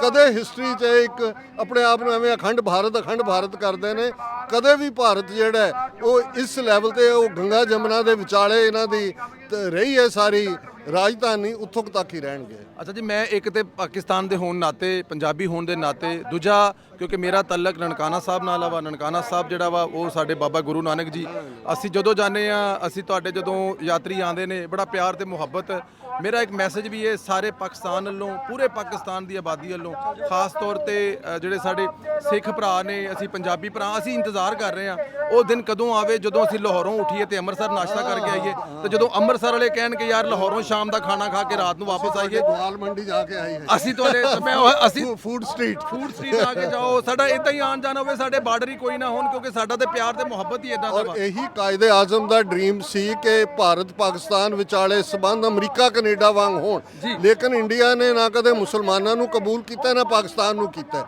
ਸਿੱਖਾਂ ਦੇ ਨਾਲ ਖਾਲਿਸਤਾਨ ਮੁਲਕ ਸੱਚਮੁੱਚ ਉਹੀ ਰਿਲੇਸ਼ਨਸ ਹੋਣਗੇ ਜਿਹੜੇ ਅਮਰੀਕਾ ਕੈਨੇਡਾ ਦੇ ਨੇ। ਔਰ ਅਸੀਂ ਤੁਹਾਡੇ ਵੀ ਸ਼ੁਕਰਗੁਜ਼ਾਰ ਹਾਂ ਕਿ ਜਦੋਂ ਤੁਹਾਡੀ ਸਾਡੀ ਜੰਗ ਲੱਗਦੀ ਹੈ ਤੇ ਤੁਸੀਂ ਜਿਸ ਤਰ੍ਹਾਂ ਸਰਦਾਰ ਨਾਲ ਸਾਡੇ ਖਲੋ ਜਾਂਦੇ ਹੋ, ਇਹ ਵੀ ਬੜੀ ਗੱਲ ਹੈ। ਇੱਕ ਸਾਡੀਆਂ ਦੁਆਵਾਂ ਤੁਹਾਡੇ ਨਾਲ ਨੇ, ਅਸੀਂ ਹਮੇਸ਼ਾ ਤੁਹਾਡੇ ਨਾਲ ਹਾਂ। ਉਹ ਦਿਨ ਆਏਗਾ ਜਦੋਂ ਅਸੀਂ ਵੀ ਇਹੀ ਨਾਰਾ ਮਾਰ ਰਹੇ ਹੋਵਾਂਗੇ, ਬਲਕਿ ਨਾਰਾ ਤਬਦੀਲ ਹੋ ਜਾਏਗਾ ਕਿ ਖਾਲਿਸਤਾਨ ਬਣ ਚੁੱਕਿਆ ਹੈ। ਖਾਲਿਸਤਾਨ ਦੀਆਂ ਅੰਬੈਸੀਆਂ ਪੂਰੀ ਦੁਨੀਆ 'ਚ ਬਣਨਗੀਆਂ, ਲਾਹੌਰ 'ਚ ਸਫਾਰਤਖਾਨੇ ਬਣਨਗੇ, ਆਉਣ ਜਾਣ ਵਾਧੂ ਹੋਏਗਾ। ਸਾਡੀਆਂ ਦੁਆਵਾਂ ਤੁਹਾਡੇ ਨਾਲ। ਬਹੁਤ ਬਹੁਤ Thank you ਨਵਾਜ਼ਿਸ਼। ਅਮਰਜੀਤ ਸਾਹਿਬ ਨੇ ਜੀ, ਜਿਹੜੇ ਕਿ ਰੂਹੇ ਰਵਾਂ ਨੇ ਖਾਲਿਸਤਾਨ ਤਹਿਰੀਕ ਦੇ, ਜਿਸ ਤਰ੍ਹਾਂ ਉਹਨਾਂ ਦੱਸਿਆ ਕਿ ਜ਼ੁਲਮੋ ਸਿਤਮ ਹੋ ਰਿਹਾ ਹੈ, ਔਰ ਜਿਸ ਤਰ੍ਹਾਂ ਤਹਿਰੀਕੇ ਜਿਹੜੀ ਖਾਲਿਸਤਾਨ ਹੈ ਇਹਦੇ ਵੱਡੇ ਲੀਡਰਾਂ ਨੂੰ ਹਿੰਦੁਸਤਾਨ ਮੁਲਕੋਂ ਬਾਹਰ ਕਰ ਰਿਹਾ ਹੈ, ਇਹ ਖੁੱਲੀ ਬਦਮਾਸ਼ੀ ਹੈ, ਇਹ ਜ਼ਿਆਦਾ ਚੱਲ ਨਹੀਂ ਸਕਦੀ। ਜਿਸ ਤਰ੍ਹਾਂ ਪਾਕਿਸਤਾਨ ਨੇ ਹਿੰਦੁਸਤਾਨ ਨਾਲ ਕੀਤਾ ਹੈ, ਮੇਰਾ ਖਿਆਲ ਹੈ ਕਿ ਇਹ ਬਹੁਤ ਜਲਦ ਖਾਲਿਸਤਾਨ ਵੀ ਬਣਨ ਜਾ ਰਿਹਾ ਔਰ ਕਸ਼ਮੀਰ ਵੀ ਆਜ਼ਾਦ ਹੋਣ ਜਾ ਰਿਹਾ, ਔਰ ਦੂਸਰੇ ਜਿੱਥੇ ਤੇ ਜ਼ੁਲਮ ਹੋਣੇ ਨੇ ਉੱਥੋਂ ਵੀ ਨਰਿੰਦਰ ਮੋਦੀ ਦਾ ਇਹ ਜਿਹੜਾ ਇਹ ਬਦਮਾਸ਼ੀ ਹੈ ਜਲਦ ਖਤਮ ਹੋਣ ਵਾਲੀ ਹੈ। ਵਨਸ ਅਗੇਨ ਅਸਲਾਮ ਅਲੈਕੁਮ, ਸਤਿ ਸ੍ਰੀ ਅਕਾਲ ਜੀ। ਸਾਡੇ ਨਾਲ ਤਹਿਰੀਕੇ ਖਾਲਿਸਤਾਨ ਦੇ ਇੱਕ ਦੂਸਰੇ ਰਹਿਨੁਮਾ ਨੇ ਜੁੜੇ ਨੇ, ਉਹਨਾਂ ਨਾਲ ਵੀ ਗੱਲ ਕਰਾਂਗੇ। ਭਾਜੀ ਥੈਂਕ ਯੂ, ਤੁਹਾਡਾ ਧੰਨਵਾਦ ਟਾਈਮ ਦੇਣ ਦਾ ਜੀ। ਜੀ ਥੈਂਕ ਯੂ ਜੀ। ਸਾਡਾ ਜਿਹੜੇ ਪਾਕਿਸਤਾਨ ਤੋਂ ਸਾਡੇ ਭੈਣ ਭਰਾ ਉਹਨਾਂ ਨੂੰ ਸਲਾਮ ਅਲੈਕੁਮ, ਤੇ ਪੰਜਾਬ 'ਚ ਸਾਡੇ ਭਰਾ ਪੰਜਾਬੀ ਵੀ ਰਹਿੰਦੇ ਉਹਨਾਂ ਨੂੰ ਸਤਿ ਸ੍ਰੀ ਅਕਾਲ। ਸੋ ਵਾਹਿਗੁਰੂ ਜੀ ਕਾ ਖਾਲਸਾ ਵਾਹਿਗੁਰੂ ਜੀ ਕੀ ਫਤਿਹ। ਥੈਂਕ ਯੂ ਜੀ। ਅਸੀਂ ਅੱਜ ਯੂਨਾਈਟਿਡ ਨੇਸ਼ਨ ਹੈੱਡਕੁਆਟਰ ਦੇ ਅੱਗੇ ਖਲੋਤੇ ਹਾਂ। ਜੋ ਸਾਡਾ ਪੰਜਾਬ ਦੀ ਧਰਤੀ ਜਿਹੜੀ ਆਕੂਪਾਈਡ ਬਾਈ ਇੰਡੀਆ ਜੀ, ਉਹਦੀ ਆਜ਼ਾਦੀ ਵਾਸਤੇ ਜੀ। ਸੋ ਐਵਰੀ ਈਅਰ ਜਦੋਂ ਸੈਸ਼ਨ ਹੁੰਦਾ ਯੂਨਾਈਟਿਡ ਨੇਸ਼ਨ ਦਾ, ਤੇ ਉੱਤੇ ਅਸੀਂ ਆਵਾਜ਼ ਬੁਲੰਦ ਕਰਨ ਆਉਂਦੇ ਹਾਂ। ਰੀਸੈਂਟਲੀ ਜਿਹੜੀ ਭਾਰਤੀ ਹਕੂਮਤ ਦਾ ਜਿਹੜਾ ਉਹਨਾਂ ਨੇ ਪੰਜਾਬ ਦੇ ਵਿੱਚ ਫਲੱਡਿੰਗ, ਜਿਹੜੀ ਉਹ ਭਾਵੇਂ ਲਹਿੰਦਾ ਪੰਜਾਬ ਹੋਵੇ ਭਾਵੇਂ ਚੜ੍ਹਦਾ ਪੰਜਾਬ ਹੋਵੇ, ਰਾਤ ਦੇ ਹਨੇਰੇ ਦੇ ਵਿੱਚ ਭਾਖੜਾ ਡੈਮ ਦੇ ਜਿਹੜੇ ਉਹਨਾਂ ਗੇਟ ਫਲੱਡ ਲਿਆਂਦਾ, ਤੇ ਸਾਡੇ ਪੰਜਾਬ ਦੇ ਵਾਸ਼ਨੀਕ ਲੋਕਾਂ ਨੂੰ ਆਪਣਾ ਜਿਹੜਾ ਗਹਿਣਾ ਗੱਟਾ ਆ, ਸਾਜੋ ਸਮਾਨ, ਉਹ ਸਾਂਭਣ ਦਾ ਵੀ ਸਮਾਂ ਨਹੀਂ ਦਿੱਤਾ। ਸੋ ਕਿਵੇਂ ਪੰਜਾਬ ਨੂੰ ਡੋਬਿਆ ਗਿਆ, ਔਰ ਸਾਡੇ ਜਿਹੜੇ ਪੋਲੀਟੀਕਲ ਪ੍ਰਿਜ਼ਨਰ ਆ, ਜਿਹੜੇ ਸਿਆਸੀ ਕੈਦੀ ਆ, ਉਹ ਭਾਰਤ ਦੀਆਂ ਜੇਲ੍ਹਾਂ ਦੇ ਵਿੱਚ ਬੰਦ ਆ, ਜਿਨ੍ਹਾਂ ਨੇ 30-30 ਸਾਲ ਤੋਂ ਵੱਧ ਸਜ਼ਾਵਾਂ ਕੱਟ ਚੁੱਕੇ ਆ। ਉਹਨਾਂ ਦੀ ਆਜ਼ਾਦੀ ਲਈ ਔਰ ਪੰਜਾਬ ਨੂੰ ਭਾਰਤੀ ਕਬਜ਼ੇ ਦੇ ਵਿੱਚੋਂ ਆਜ਼ਾਦ ਕਰਵਾਉਣ ਲਈ ਖਾਲਿਸਤਾਨ ਦੀ ਮੁਹਿੰਮ ਜਿਹੜੀ ਆ, ਅਸੀਂ ਭਾਰਤੀ ਹਕੂਮਤ ਦੇ ਜਿਹੜਾ ਆ, ਅੱਜ ਉਹਨਾਂ ਦਾ ਜੈ ਸ਼ੰਕਰ ਜਿਹੜਾ ਫੋਰਨ ਮਿਨਿਸਟਰ ਆ ਬੋਲ ਰਿਹਾ ਆ, ਉੱਤੇ ਅਸੀਂ ਆਪਣੀ ਆਵਾਜ਼ ਬੁਲੰਦ ਕਰ ਰਹੇ ਹਾਂ। ਸੋ ਵੱਡੀ ਤਾਦਾਦ ਵਿੱਚ ਅਸੀਂ ਜੁੜੇ ਹਾਂ। ਸੋ ਇਹ ਲੜਾਈ ਉਦੋਂ ਤੱਕ ਜਾਰੀ ਰਹਿਣੀ ਆ ਜਦੋਂ ਤੱਕ ਅਸੀਂ ਪੰਜਾਬ ਨੂੰ ਭਾਰਤੀ ਕਬਜ਼ੇ ਦੇ ਵਿੱਚੋਂ ਆਜ਼ਾਦ ਨਹੀਂ ਕਰਾਂਗੇ। ਇਨਸ਼ਾਅੱਲਾ ਜੀ, ਤੁਹਾਡੀ ਲੜਾਈ ਦੇ ਵਿੱਚ ਪੂਰੀ ਦੁਨੀਆ ਦਾ 50 ਲੱਖ ਜਿਹੜਾ ਸਿੱਖ ਹੈ ਉਹ ਤੇ ਹੈਗਾ ਹੀ ਆ, ਲੇਕਿਨ ਦੂਸਰੇ ਪੰਜਾਬੀ ਤੇ ਦੂਸਰੀਆਂ ਕੌਮਾਂ ਵੀ ਤੁਹਾਡੇ ਨਾਲ ਨੇ, ਕਿਉਂਕਿ ਜਿਹੜਾ ਜ਼ੁਲਮ ਸਿਤਮ ਉੱਤੇ ਹੋ ਰਿਹਾ ਹੈ, ਪੰਜਾਬੀਆਂ ਤੇ ਹੋ ਰਿਹਾ ਜਾਂ ਕਸ਼ਮੀਰੀਆਂ ਤੇ ਹੋ ਰਿਹਾ ਜਾਂ ਦੂਸਰਿਆਂ ਤੇ ਹੋ ਰਿਹਾ, ਹਿੰਦੁਸਤਾਨ ਕਰ ਰਿਹਾ, ਉਹਦੇ ਤੇ ਆਵਾਜ਼ ਚੁੱਕ ਲੈ। ਤੁਸੀਂ ਇੱਕ ਬੜੀ ਅਹਿਮ ਗੱਲ ਕੀਤੀ ਆ ਕਿ ਜਿਹੜਾ ਪਾਣੀ ਖੋਲਿਆ ਵਾ, ਉਸ ਪਾਣੀ ਨਾਲ ਤੁਸੀਂ ਕੀ ਸਮਝਦੇ ਹੋ ਕਿ ਜਿਹੜਾ ਪੰਜਾਬ ਆ ਪਾਕਿਸਤਾਨ ਵਾਲਾ ਉਹੋ ਹੀ ਰੁੜਿਆ, ਜਾਂ ਤੁਹਾਡੇ ਉਸ ਪਾਸੇ ਵੀ ਬਹੁਤ ਜ਼ਿਆਦਾ ਰਗੜਾ ਲੱਗਾ ਜੀ? ਇਹ ਦੋਨੇ ਪੰਜਾਬਾਂ ਦੇ ਵਿੱਚ, ਸਾਡੇ ਪੰਜਾਬ ਦੇ ਵਿੱਚ ਤਾਂ ਬਹੁਤ ਜ਼ਿਆਦਾ ਮਾਲ ਜਿਹੜਾ ਉੱਤੇ ਹਾਲਾਤ ਖਰਾਬ ਹੋਏ ਆ, ਔਰ ਸਭ ਤੋਂ ਵੱਡੀ ਗੱਲ ਇਹ ਆ, ਪੰਜਾਬ ਦੇ ਵਾਸ਼ਨੀਕ ਲੋਕਾਂ ਨੇ ਜਿਨ੍ਹਾਂ ਤੇ ਇਹ ਜ਼ੁਲਮ ਹੋਇਆ, ਜਿਨ੍ਹਾਂ ਦੇ ਘਰ-ਬਾਰ ਤਬਾਹ ਹੋ ਗਏ, ਫਸਲਾਂ ਜ਼ਮੀਨਾਂ ਤਬਾਹ ਹੋ ਗਈਆਂ, ਤਾਂ ਉਹਨਾਂ ਦੀ ਸਾਂਭ ਸੰਭਾਲ ਜਿਹੜੀ ਕੀਤੀ ਆ, ਉਹ ਡਾਇਸਪੋਰਾ ਦੇ ਵਿੱਚ ਬੈਠੇ ਹੋਏ ਸਿੱਖਾਂ ਨੇ ਹੀ ਕੀਤੀ। ਭਾਰਤੀ ਹਕੂਮਤ ਨੇ ਉਹਨਾਂ ਨੂੰ ਕੋਈ ਜਿਹੜਾ ਪੈਕੇਜ ਨਹੀਂ ਦਿੱਤਾ, ਰਾਹਤ ਪੈਕੇਜ ਜਿਹੜੇ ਦਿੰਦੇ ਆ, ਕੋਈ ਉਹਨਾਂ ਨੂੰ ਮਾਲੀ ਮਦਦ ਨਹੀਂ ਕੀਤੀ। ਸੋ ਉਹਨਾਂ ਦੀ ਮਦਦ ਜਿਹੜੀ ਪੰਜਾਬ ਦੇ ਵਿੱਚ ਸਿੱਖਾਂ ਦੀ ਜਾਂ ਪੰਜਾਬੀ ਆਵਾਮ ਦੀ ਆ, ਉਹ ਸਾਡੀ ਸਿੱਖ ਕਮਿਊਨਿਟੀ ਨੇ ਹੀ ਕੀਤੀ ਆ। ਸੋ ਈਵਨ ਦੋ ਜਿਹੜਾ ਪਾਕਿਸਤਾਨ ਦੇ ਵਿੱਚ ਪੰਜਾਬ ਆ, ਉੱਥੇ ਸਾਡੀ ਹਕੂਮਤ ਨੇ ਜਿਹੜੀ ਪੰਜਾਬ ਪਾਕਿਸਤਾਨ ਹਕੂਮਤ ਆ, ਉਹਨਾਂ ਨੇ ਬਹੁਤ ਵਧੀਆ ਸਾਡੇ ਉੱਤੇ ਪੰਜਾਬ ਦੀ ਆਵਾਮ ਨੂੰ ਜਿਹੜੀ ਆ ਹੈਲਪ ਕੀਤੀ। ਅਸੀਂ ਸੋਸ਼ਲ ਮੀਡੀਆ ਔਰ ਜਿਹੜਾ ਇਲੈਕਟ੍ਰੋਨਿਕ ਮੀਡੀਆ ਪਾਕਿਸਤਾਨ ਦਾ ਉਹ ਵੀ ਦੇਖਦੇ ਹਾਂ, ਵਾਚ ਕਰਦੇ ਹਾਂ। ਸੋ ਸਾਨੂੰ ਬੜਾ ਵਧੀਆ ਲੱਗਿਆ। ਉਸ ਗੱਲ ਦੇ ਬਿਲਕੁਲ ਉਲਟ ਜਾ ਕੇ ਭਾਰਤੀ ਹਕੂਮਤ ਨੇ ਕੋਈ ਜਿਹੜੀ ਮਦਦ ਪੰਜਾਬ ਦੇ ਵਿੱਚ ਉਹ ਪੰਜਾਬੀਆਂ ਦੀ ਨਹੀਂ ਕੀਤੀ। ਮੇਰੇ ਖਿਆਲ ਨਾਲ ਅਗਰ ਇਹ ਕਿਹਾ ਜਾਵੇ ਕਿ ਉਹਨਾਂ ਨੇ ਇੱਕ ਤੀਰ 'ਚ ਦੋ ਸ਼ਿਕਾਰ ਕੀਤੇ ਨੇ, ਕਿ ਉਸੇ ਪਾਣੀ ਨਾਲ ਪੰਜਾਬ ਪਾਕਿਸਤਾਨ ਨੂੰ ਨੁਕਸਾਨ ਪਹੁੰਚਾਉਣ ਦੇ ਨਾਲ ਨਾਲ ਜਿਹੜੇ ਜ਼ਾਹਿਰ ਹੈ ਉਹਨਾਂ ਦੇ ਖਿਲਾਫ ਆਵਾਜ਼ ਚੁੱਕਦੇ ਆ, ਉਹ ਖਾਲਿਸਤਾਨੀਆਂ ਨੂੰ ਤੇ ਪੰਜਾਬੀਆਂ ਨੂੰ ਵੀ ਰਗੜਾ ਲਾਇਆ, ਇਹ ਉਹਨਾਂ ਨੇ ਕੋਸ਼ਿਸ਼ ਕੀਤੀ ਜਿੱਦਾਂ ਕਿ ਚਲੋ ਮੈਨੂੰ ਤੁਸੀਂ ਇਹ ਵੀ ਦੱਸੋ ਕਿ ਇੱਕ ਤੇ ਇਹ ਤੁਹਾਡਾ ਹੋ ਰਿਹਾ, ਤੁਸੀਂ ਮੈਨੂੰ ਇਹ ਦੱਸੋ ਕਿ ਹਮੇਸ਼ਾ ਜਿਹੜਾ ਸਟੇਟ ਦਾ ਹੈੱਡ ਹੁੰਦਾ ਵਾ ਉਹ ਆਂਦਾ ਵਾ ਤੇ ਬੜਾ ਅਹਿਮ ਸੈਸ਼ਨ ਆ, ਇਹਦੇ ਤੇ ਨਰਿੰਦਰ ਮੋਦੀ ਕਿਉਂ ਨਹੀਂ ਆਇਆ ਹੈ? ਇਹ ਦੇਖੋ ਜੀ, ਇੱਕ ਤਾਂ ਉਹ ਹੁਣ ਦੁਨੀਆ ਦੇ ਜਿਹੜੇ ਲੀਡਰਾਂ ਨੂੰ ਫੇਸ ਨਹੀਂ ਕਰਨਾ ਚਾਹੁੰਦਾ, ਜਿਨ੍ਹਾਂ ਦੇ ਵਿੱਚ ਸਾਡੇ ਇਸ ਕੰਟਰੀ ਦੇ ਅਮਰੀਕਾ ਦੇ ਪ੍ਰੈਜ਼ੀਡੈਂਟ ਸਾਹਿਬ ਡੋਨਲਡ ਟਰੰਪ, ਉਹਨਾਂ ਨੂੰ ਫੇਸ ਕਰਨ ਤੋਂ ਭੱਜ ਗਿਆ ਕਿਉਂਕਿ ਟੈਰਬ ਲੱਗ ਰਹੇ ਆ। ਸੋ ਈਵਨ ਦੋ ਜਿਹੜੀਆਂ ਸ਼ਰਾਰਤਾਂ ਉਹ ਕਰ ਰਿਹਾ, ਜਿਹੜੀ ਪਾਕਿਸਤਾਨ ਇੰਡੀਆ ਵਾਰ ਸੀਗੀ ਉਹਨੂੰ ਰੁਕਵਾਉਣ ਦੇ ਵਿੱਚ ਜਿਹੜੇ ਸਾਡੇ ਵਜ਼ੀਰੇ ਆਜ਼ਮ ਆ ਪਾਕਿਸਤਾਨ ਤੋਂ, ਉਹਨਾਂ ਨੇ ਇਸ ਗੱਲ ਨੂੰ ਮੰਨਿਆ ਕਿ ਹਾਂ ਇਹ ਡੋਨਲਡ ਟਰੰਪ ਸਾਹਿਬ ਨੇ ਸਾਨੂੰ ਜਿਹੜਾ ਰੁਕਵਾਇਆ, ਦੋਨਾਂ ਦੀ ਜਿਹੜੀ ਸੁਲ੍ਹਾ ਸਫਾਈ ਕਰਾਈ ਆ, ਤੇ ਇਹਦੇ ਇੰਡੀਅਨ ਹਕੂਮਤ ਜਿਹੜੀ ਆ ਉਹ ਗੱਲ ਤੋਂ ਭੱਜ ਰਹੀ ਆ। ਤਾਂ ਡੋਨਲਡ ਟਰੰਪ ਸਾਡੇ ਪ੍ਰੈਜ਼ੀਡੈਂਟ ਸਾਹਿਬ ਨੇ ਕਿੰਨੀ ਵਾਰੀ ਕਿਹਾ ਕਿ ਜਿਹੜੀ ਉਹ ਵਾਰ ਨੂੰ ਮੈਂ ਸਟਾਪ ਕਰਵਾਇਆ, ਇਹ ਗੱਲ ਦੀ ਮੈਂ ਧਮਕੀ ਦਿੱਤੀ ਇੰਡੀਆ ਨੂੰ ਵੀ ਮੈਂ ਟੈਰਫ ਲਾਊਂਗਾ ਤੁਹਾਡੇ ਤੇ ਜੇ ਨਾ ਬੰਦ ਕਰੀ, ਤੇ ਹੁਣ ਉਹ ਮੰਨਣ ਤੋਂ ਇਨਕਾਰੀ ਕਰ ਰਹੇ ਆ ਤੇ ਟੈਰਫ ਲੱਗ ਰਹੇ ਆ। ਸੋ ਅਸੀਂ ਚਾਹੁੰਦੇ ਆ ਵੀ ਟੈਰਫ ਜ਼ਿਆਦਾ ਲੱਗਣੇ ਚਾਹੀਦੇ ਆ ਕਿ ਰਸ਼ੀਆ ਤੋਂ ਆਇਲ ਖਰੀਦਣਾ, ਇਹ ਸਾਰੀਆਂ ਜਿਹੜੀਆਂ ਸ਼ਰਾਰਤਾਂ ਜਿਹੜੀਆਂ ਦੋ ਕਿਸ਼ਤੀਆਂ ਦੇ ਵਿੱਚ ਸਵਾਰ ਹੋ ਕੇ ਭਾਰਤੀ ਹਕੂਮਤ ਚੱਲ ਰਹੀ ਆ, ਤੇ ਜਿਹੜਾ ਦੋ ਕਿਸ਼ਤੀਆਂ ਦੇ ਵਿੱਚ ਸਵਾਰ ਹੋਵੇ ਤੇ ਡੁੱਬਦਾ ਆ। ਸੋ ਅੱਜ ਜਿਹੜਾ ਉਹਨੂੰ ਸ਼ੀਸ਼ਾ ਸਾਡੇ ਅਮਰੀਕਾ ਦੇ ਪ੍ਰੈਜ਼ੀਡੈਂਟ ਡੋਨਲਡ ਟਰੰਪ ਸਾਹਿਬ ਨੇ ਦਿਖਾਇਆ ਆ ਭਾਰਤੀ ਹਕੂਮਤ ਨੂੰ ਕਿ ਜਿਹੜੀਆਂ ਤੁਸੀਂ ਸ਼ਰਾਰਤਾਂ ਕਰਦੇ, ਡਾਇਸਪੋਰਾ ਦੇ ਵਿੱਚ ਜਿਹੜੀਆਂ ਸਿੱਖ ਖਾਲਿਸਤਾਨੀ ਲੀਡਰਾਂ ਦੀਆਂ ਕਿਲਿੰਗ ਹੋਈਆਂ, ਉਹਦੇ ਵਿੱਚ ਵੀ ਭਾਰਤੀ ਹਕੂਮਤ ਫਸੀ ਗਿਆ ਕਿਉਂਕਿ ਹਰਦੀਪ ਸਿੰਘ ਨਿੱਜਰ ਜਿਹੜੇ ਕੈਨੇਡਾ ਦੀ ਧਰਤੀ ਦੇ ਵਿੱਚ ਇਹਨਾਂ ਨੇ ਕਿਲਿੰਗ ਕੀਤੀ ਆ। ਨਿਊਯਾਰਕ ਦੇ ਵਿੱਚ ਗੁਰਪਤਵੰਤ ਸਿੰਘ ਪੰਨੂ ਤੇ ਹੋਰ ਕਿੰਨੇ ਹੀ ਜਿਹੜੇ ਖਾਲਿਸਤਾਨੀ ਲੀਡਰ ਉਹਨਾਂ ਦੇ ਨਿਸ਼ਾਨੇ ਤੇ ਸੀਗੇ, ਉਹਨਾਂ ਦੀਆਂ ਏਜੰਸੀਆਂ ਤੇ। ਤੇ ਨਿਖਿਲ ਗੁਪਤਾ ਜਿਹੜਾ ਬਰੁਕਲਿਨ ਦੀ ਜੇਲ੍ਹ ਦੇ ਵਿੱਚ ਬੰਦ ਆ, ਤਰੀਕਾਂ ਪੈ ਰਹੀਆਂ ਕੋਰਟ ਦੇ ਵਿੱਚ। ਸੋ ਉਹ ਸਾਰੀਆਂ ਜਿਹੜੀਆਂ ਚੀਜ਼ਾਂ ਆ ਉਸ ਚੀਜ਼ ਨੂੰ ਫੇਸ ਨਹੀਂ ਕਰ ਰਿਹਾ ਮੋਦੀ। ਸੋ ਉਹਨਾਂ ਨੇ ਬਕਾਇਦਾ ਇਸ ਗੱਲ ਨੂੰ ਮੈਂਸ਼ਨ ਕੀਤਾ ਹੋਇਆ ਸੀ ਵੀ ਮੋਦੀ ਆਏਗਾ, ਪਰ ਮੋਦੀ ਭੱਜ ਗਿਆ। ਮੈਂ ਸਮਝਦਾ ਉਹ ਫੇਸ ਨਹੀਂ ਕਰ ਰਿਹਾ ਕਿਉਂਕਿ ਦੁਨੀਆ ਭਰ ਤੋਂ ਲੀਡਰ ਸਾਡੇ ਵਜ਼ੀਰੇ ਆਜ਼ਮ ਪਾਕਿਸਤਾਨ ਤੋਂ ਆਏ ਆ, ਉਹਨਾਂ ਨੇ ਆਪਣੀ ਜਿਹੜੀ ਆ ਉਹ ਤਕਰੀਰ ਕੀਤੀ ਆ, ਤਗੜੀ ਸਪੀਚ ਕੀਤੀ ਉਹਨਾਂ ਨੇ, ਦੁਨੀਆ ਦੇ ਹਰ ਮਸਲੇ ਦਾ ਹੱਲ ਦੱਸਿਆ ਉਹਨਾਂ ਨੇ, ਨਾਲੇ ਉਹਦੇ ਬਾਰੇ ਗੱਲ ਕੀਤੀ। ਤੇ ਵਾਰ ਦਾ ਜਿਹੜਾ ਸੱਚ ਆ ਉਹ ਸੰਧੂਰ ਦੇ ਉੱਤੇ ਕੀ ਉਹ ਜਿਹੜਾ ਫੇਕ ਨੈਰੇਟਿਵ ਜਿਹੜਾ ਇੰਡੀਅਨ ਹਕੂਮਤ ਬਣਾ ਰਹੀ ਆ, ਉਹਦੇ ਉੱਤੇ ਵੀ ਵਜ਼ੀਰੇ ਆਜ਼ਮ ਪਾਕਿਸਤਾਨ ਦੇ ਜਿਹੜੇ ਬੋਲੇ ਆ ਬਈ ਉੱਤੇ ਪਾਕਿਸਤਾਨ ਦੀ ਜਿੱਤ ਹੋਈ ਆ, ਬਿਲਕੁਲ ਜਿੱਤ ਹੋਈ ਆ। ਤੇ ਉਹਦੀ ਗਵਾਹੀ ਤਾਂ ਪੂਰੀ ਦੁਨੀਆ ਦੇ ਰਹੀ ਹੈ, ਖਾਲੀ ਪਾਕਿਸਤਾਨ ਥੋੜੀ ਗੱਲ ਗਾ। ਇਹ ਦੇਖੋ ਦੁਨੀਆ ਦਾ ਵੱਡਾ ਤੇ ਤਗੜਾ ਮੁਲਕ ਅਮਰੀਕਾ, ਇਹਦਾ ਸਦਰ ਹਰ ਜਗ੍ਹਾ ਤੇ ਕਹਿ ਰਿਹਾ। ਬਿਲਕੁਲ ਜੀ, ਜਿਹੜੇ ਉਹਨਾਂ ਦੇ ਰਫੇਲ ਵਗੈਰਾ ਉਹ ਆਪਣੀ ਤਾਕਤ ਮੰਨਦੇ ਸੀ ਉਹ ਡਿੱਗੇ ਗਏ ਆ। ਉਹ ਸਾਰਾ ਕੁਝ ਸੱਚ ਦੁਨੀਆ ਦੇ ਸਾਹਮਣੇ, ਉਹਨਾਂ ਦੀ ਆਪਣੀ ਆਰਮੀ ਨੇ ਦੱਸਿਆ ਕਿ ਸਾਡੇ ਜਹਾਜ਼ ਜਿਹੜੇ ਆ ਉਹ ਡਿੱਗੇ ਆ, ਉਹ ਪਾਕਿਸਤਾਨੀ ਆਰਮੀ ਨੇ ਉਹਨਾਂ ਨੂੰ ਡਿੱਗਿਆ ਥੱਲੇ। ਸੋ ਇਸ ਗੱਲ ਦੇ ਉੱਤੇ ਹੁਣ ਉਹਦਾ ਜਿਹੜਾ ਮੂੰਹ ਕਾਲਾ ਹੋਇਆ ਆ ਪੂਰੀ ਦੁਨੀਆ ਦੇ ਵਿੱਚ ਨਰਿੰਦਰ ਮੋਦੀ ਦਾ। ਸੋ ਅਸੀਂ ਉਹਨੂੰ ਅੱਤਵਾਦੀ ਮੰਨਦੇ ਆ। ਸੋ ਸਾਡੀ ਜੰਗ ਜਿਹੜੀ ਆ ਉਹ ਉਦੋਂ ਤੱਕ ਜਾਰੀ ਰਹਿਣੀ ਆ ਜਦੋਂ ਤੱਕ ਭਾਰਤੀ ਕਬਜ਼ੇ ਦੇ ਵਿੱਚੋਂ ਅਸੀਂ ਪੰਜਾਬ ਨੂੰ ਆਜ਼ਾਦ ਨਹੀਂ ਕਰਾ ਲੈਂਦੇ, ਖਾਲਿਸਤਾਨੀ ਬਣਾ ਲੈਂਦੇ। ਸਾਡੀਆਂ ਦੁਆਵਾਂ ਤੁਹਾਡੇ ਨਾਲ ਨੇ, ਸਾਡੇ ਨਾਲ ਭਾਜੀ ਨੇ। ਸਤਿ ਸ੍ਰੀ ਅਕਾਲ ਭਾਜੀ। ਭਾਜੀ ਤੁਸੀਂ ਇਹ ਦੱਸੋ ਕਿ ਇੱਕ ਤੇ ਤੁਹਾਡੀ ਜਿਹੜੀ ਤਹਿਰੀਕ ਆ ਇਹ ਕਿਸੇ ਇੱਕ ਮੁਲਕ ਤੇ ਹੈਗੀ ਨਹੀਂ, ਇਹ ਇਸ ਟਾਈਮ 50 ਲੱਖ ਜਿਹੜਾ ਇਹ ਸਿੱਖ ਆ, ਪੰਜਾਬੀ ਆ, ਪੂਰੀ ਦੁਨੀਆ ਦੇ ਵਿੱਚ ਆ। ਤੁਸੀਂ ਕਿੱਦਾਂ ਵੇਖਦੇ ਹੋ ਕਿ ਪੂਰੀ ਦੁਨੀਆ ਤੁਹਾਡੀ ਆਵਾਜ਼ 'ਚ ਆਵਾਜ਼ ਮਿਲਾ ਰਹੀ ਹੈ, ਤੁਹਾਡੇ ਨਾਲ ਖਲੋ ਰਹੀ ਹੈ? ਤੁਸੀਂ ਆਪੇ ਹੀ ਨਾਰੇ ਲਾਈ ਜਾ ਰਹੇ ਹੋ ਕਿ ਜਾਂ ਵਰਲਡ ਨੂੰ ਅਹਿਸਾਸ ਹੋ ਗਿਆ ਕਿ ਸਿੱਖਾਂ ਨਾਲ ਜ਼ੁਲਮ ਜ਼ਿਆਦਤੀ ਹੋ ਰਹੀ ਹੈ? ਵੇਖੋ ਜੀ, ਪੰਜਾਬ ਦੀ ਆਜ਼ਾਦੀ ਵਾਸਤੇ ਹੋ ਰਹੀ ਮੁਹਿੰਮ ਖਾਲਸਾ ਰੈਫਰੈਂਡਮ ਦੇ ਵਿੱਚ 1.6 ਮਿਲੀਅਨ ਸਿੱਖ ਜਿਹੜੇ ਨੇ ਵੋਟ ਪਾਉਣ ਆਏ ਨੇ। ਉਹ ਇੱਕ ਸਬੂਤ ਆ ਕਿ ਸਾਰੀ ਸਿੱਖ ਕੌਮ ਜਿਹੜੀ ਆ ਉਹ ਖਾਲਿਸਤਾਨ ਮੰਗ ਰਹੀ ਆ। ਜੇ ਹਿੰਦੁਸਤਾਨ ਕਹਿੰਦਾ ਵਾ ਜੀ ਥੋੜ੍ਹੇ ਜਿਹੇ ਸਿੱਖ ਖਾਲਿਸਤਾਨ ਮੰਗਦੇ ਨੇ, ਤੇ ਅਸੀਂ ਉਹਨਾਂ ਨੂੰ ਚੈਲੰਜ ਕਰਦੇ ਇੰਡੀਆ ਨੂੰ ਵੀ ਵੀ ਹੋ ਸਕਦਾ ਤੁਸੀਂ ਠੀਕ ਹੀ ਹੋਵੋ, ਫਿਰ ਆਪਾਂ ਫੀਸ਼ਰ ਰੈਫਰੈਂਡਮ ਕਰਾ ਲੈਨੇ ਆ। ਅਸੀਂ ਉੱਥੇ ਜਾਂਦੇ ਇੰਡੀਆ ਦੇ ਵਿੱਚ ਅਸੀਂ ਕਹਿੰਦੇ ਫੀਸ਼ਰ ਰੈਫਰੈਂਡਮ ਆ ਵੀ ਪੰਜਾਬ ਦੇ ਵਿੱਚ ਰੈਫਰੈਂਡਮ ਹੋਏਗਾ, ਉੱਥੇ ਅਸੀਂ ਲਿਖਤੀ ਤੌਰ ਤੇ ਇਹਨਾਂ ਨਾਲ ਕਹਾਂਗੇ ਵੀ ਜਿਹੜੀ ਧਿਰ ਜਿੱਤ ਜਾਏਗੀ ਉਹ ਜਿੱਤ ਜਾਏਗੀ, ਜੇ ਅਸੀਂ ਜਿੱਤ ਜਾਵਾਂਗੇ ਪੰਜਾਬ ਆਜ਼ਾਦ ਹੋ ਜਾਏਗਾ। ਪਰ ਹਿੰਦੁਸਤਾਨ ਰੈਫਰੈਂਡਮ ਆਪਣੇ ਤੇ ਕਰਾ ਲੈਂਦਾ ਵਾ, ਪਰ ਪੰਜਾਬ ਦੇ ਵਿੱਚ ਰੈਫਰੈਂਡਮ ਕਰਾਉਣ ਦੀ ਇਜਾਜ਼ਤ ਜਿਹੜੀ ਆ ਤੇ ਕੀ ਦੇਣੀ ਸੀ? ਜਿਹੜੇ ਬੰਦੇ ਲੋਕੀ ਬਾਹਰ ਰੈਫਰੈਂਡਮ ਕਰੇ ਉਹਨਾਂ ਨੂੰ ਵੀ ਇਹ ਟ੍ਰਾਂਸਨੈਸ਼ਨਲ ਰਿਪਰੈਸ਼ਨ ਤੇ ਟ੍ਰਾਂਸਨੈਸ਼ਨਲ ਸੈਸ਼ਨੇਸ਼ਨ ਮਾਰ ਰਹੀ ਆ। ਸੋ ਸਾਰੀ ਦੁਨੀਆ ਹੁਣ ਸਾਡੇ ਨਾਲ ਖਲੋਤੀ ਹੋਈ ਆ। ਤੁਸੀਂ ਹਰ ਦੇਸ਼ ਦੇ ਵਿੱਚ ਖਾਲਿਸਤਾਨ ਦੀ ਗੱਲ ਹੋ ਰਹੀ ਆ, ਅਮਰੀਕਾ ਦੇ ਵਿੱਚ, ਕੈਨੇਡਾ ਦੇ ਵਿੱਚ, UK, European union, Australia, New Zealand ਵੋਟਾਂ ਪਈਆਂ ਨੇ, ਐਵਰੀਬਾਡੀ ਵਿਦ ਅਸ।